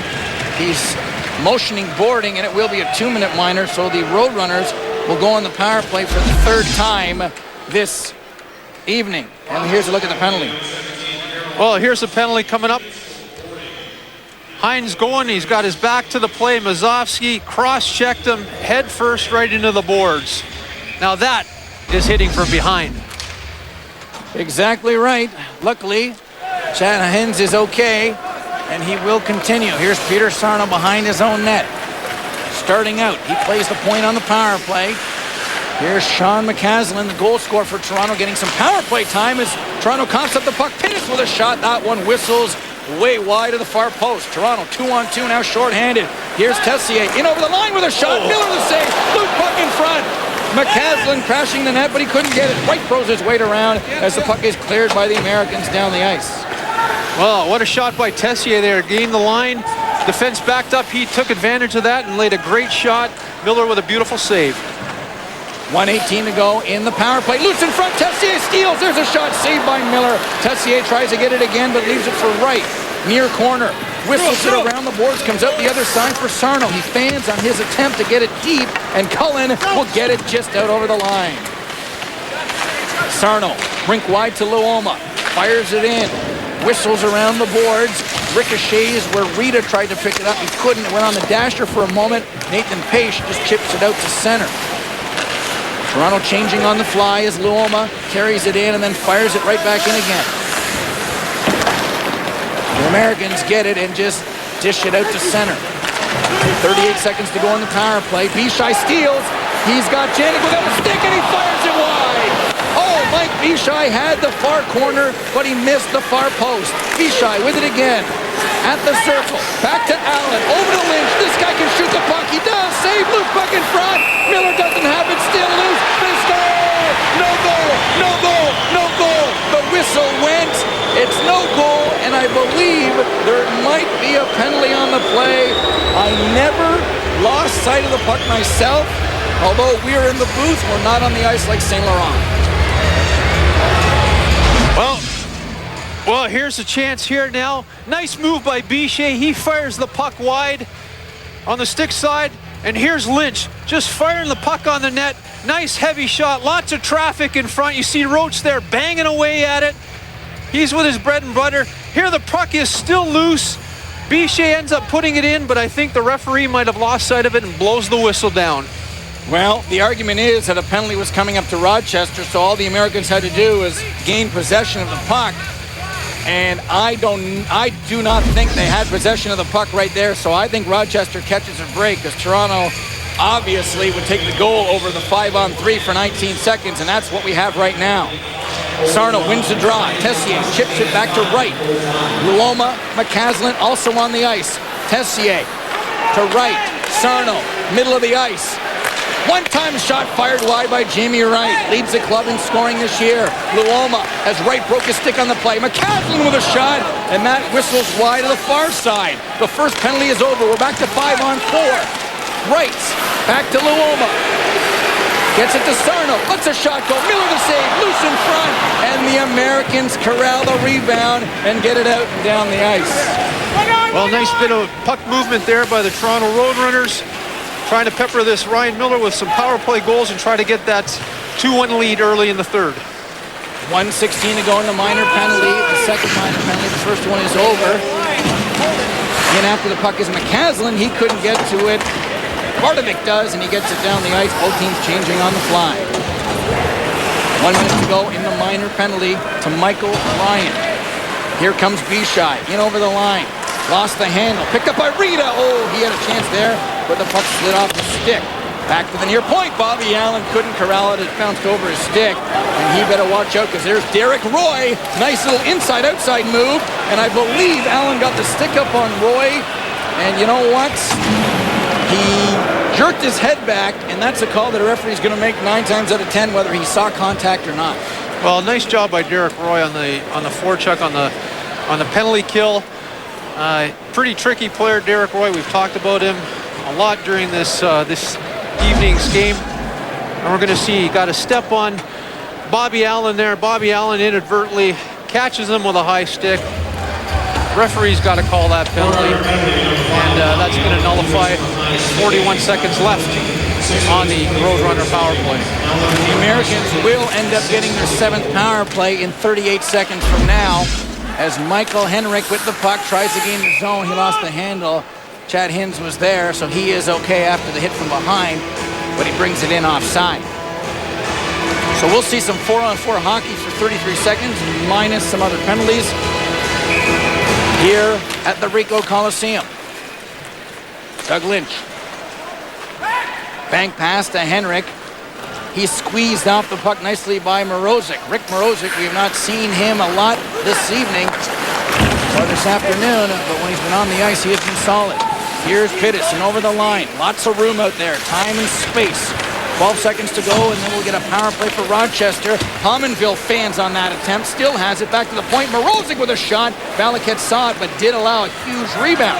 Toronto couldn't get it out there, and they're now shorthanded for the 7th time tonight. Pominville on the forecheck, doing a great job pressuring Hines. Pittis comes in for support. Also there is Ryan out of the box. Bounces to another 27. Michael Henrik, and he gets it out and down the ice. Henrik looking for his first goal of the year. His best season in the AHL, just 14 goals for a guy that was selected 13th overall in 1998. Well, this is a make it or break it season for Michael Henrik. If you ask me, he's a first-round pick in 1998. He's a scorer. He's got to find a way to score at this level. 38 goals his last 2 years with the Barrie Colts, but we have not seen that offensive flair as a pro. Millie, the Toronto native, dumps it in on the backhand. Rocky Thompson fans on his firing attempt around the boards. White gets it, drags the puck, and dumps it so coolly down the ice. Well, anytime you got that puck on your stick, you got to make sure it's down. And the Roadrunners have done a tremendous job this evening. David Cullen loves to rush the puck, a rushing defenseman. And now he's in on the forecheck. 15 seconds to go in the minor. Cullen behind the net. He's got Novotny with him and Derek Roy. Roy now near corner, chips it nicely for Novotny. Roy goes and gets it back to the point, but Nathan Page diving. He does keep it in. What a play by Nathan Page. Roy all alone in front of the net. Oh, what a great opportunity there for Derek Roy, but they couldn't get him the puck. Here comes Toronto, 2-on-2. Battling back to get into the play is Novotny. Doesn't matter because Toronto lost control of the puck. Chad Hins is tired. He heads to the bench. 1-1. Third period, 11:17 to go.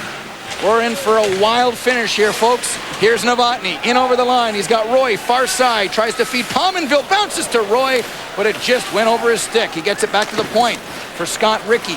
Feeds it in here where it's picked off by Lynch. Toronto try to get it out. They do now. Rink wide for Rita is too far, and Rita tries to win the battle for icing. He does not. Rickey is there. Icing is the call. 10:52 to go in the third period. Game is tied at 1. You're watching Toronto Roadrunner Hockey live right here on Toronto 1.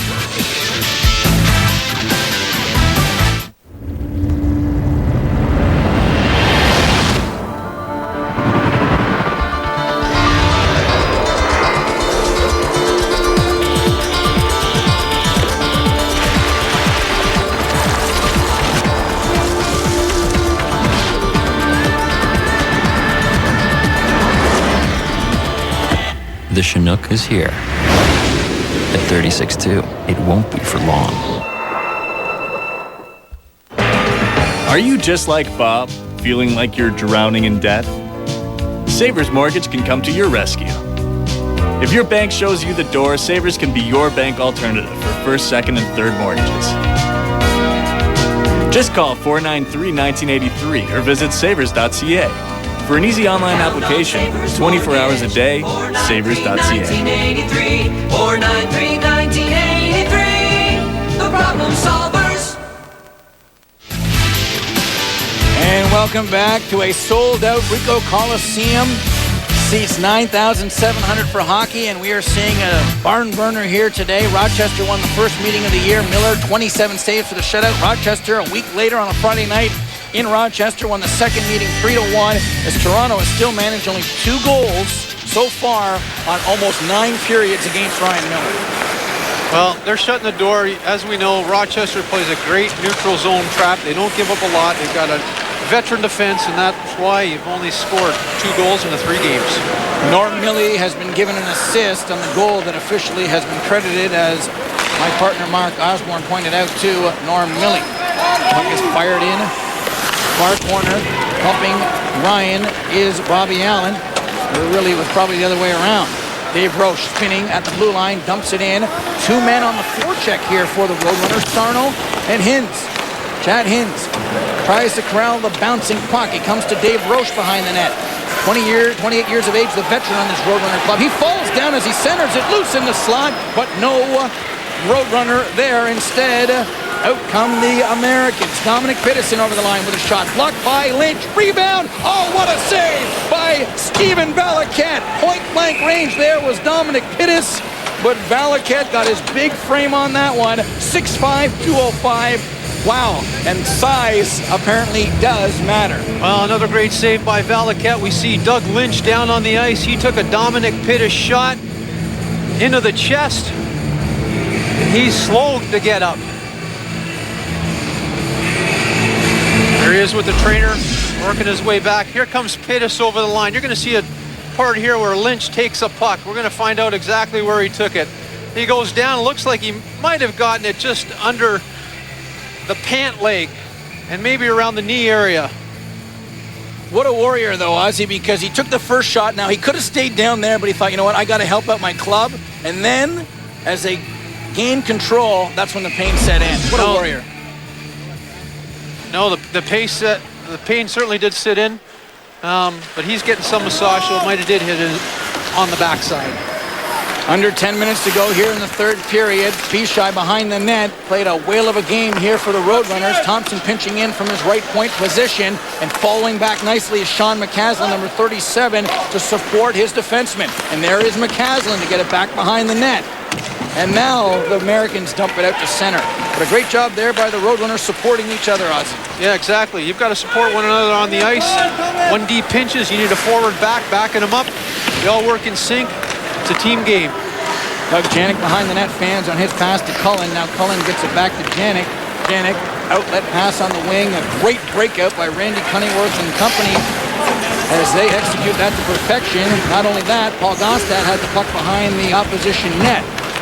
Pinpoint passing the key to that breakout as the Roadrunners are sloppy in their own zone. They get it to the line, but not out. Milan Bardovic behind the net. Bardovic, Novotny, and Gostad are on the ice right here. Novotny on the backhand, watched by Luoma. Luoma grabs him, pins him against the Roadrunner, and it's picked up by Toronto, and they just dump it down the ice. Here's Lindgren, gathering speed, in over the line, takes a shot, save there by Valaket as he got his left pad on that one, a stick as well. It's stumped down the ice by Toronto. Icing is nullified because Miller comes out of the net. Forechecking nicely was Henrik on the play. Near boards. Morozic dumps it in, heads to the bench. 8 minutes, 14 seconds to go in the third period of a 1-1 game. Pinching on the play was Bardovic to try to keep it in. He couldn't. Waugh gets it back to Chapman, the goal scorer for Rochester. They dump it in, and Toronto just shoots it out right now. Technically, you could argue the way the teams have played this year, we're basically in overtime now. Well, it looks like it's going to be a slow-paced game the rest of the way. Neutral zone trap. Nobody wants to make a mistake and cost the hockey game. Scott Rickey fires it in on a bounce. It goes in off the boards. Thompson, outlet for Winchester. That was too far, although Winchester does corral it, get it over to Cullen. Streaking down the wing, has a man in front of the net. That was Yanni Rita, but a great diving play by Scott Rickey to knock it away. Here's Rickey on the backhand in his own zone. Watched by Cullen. Winchester also there, trying to check his man. Rochester cough up the puck momentarily, but now the old Dave Andrechuk loft gets the puck out to center as we're approaching the 13-minute mark of the third period. Cullen in over the line, has Winchester with him, lets a shot go right on, saved by Miller. He'll hang on with 7:05 to go. Game tied at 1. Ryan Miller stopped 27 shots in this game. 20 saves for Stephen Valaket. Come on back, everybody. You're watching Toronto Roadrunner Hockey live right here on Toronto 1. Whether you're renovating, remodeling, or replacing, there's something for every room in your home. Domain, the store that works for you. Shopping for appliances? Look no further than Domain. You'll find innovative design and an impressive selection for your home. Quality products for every budget. Domain, the store that works for you.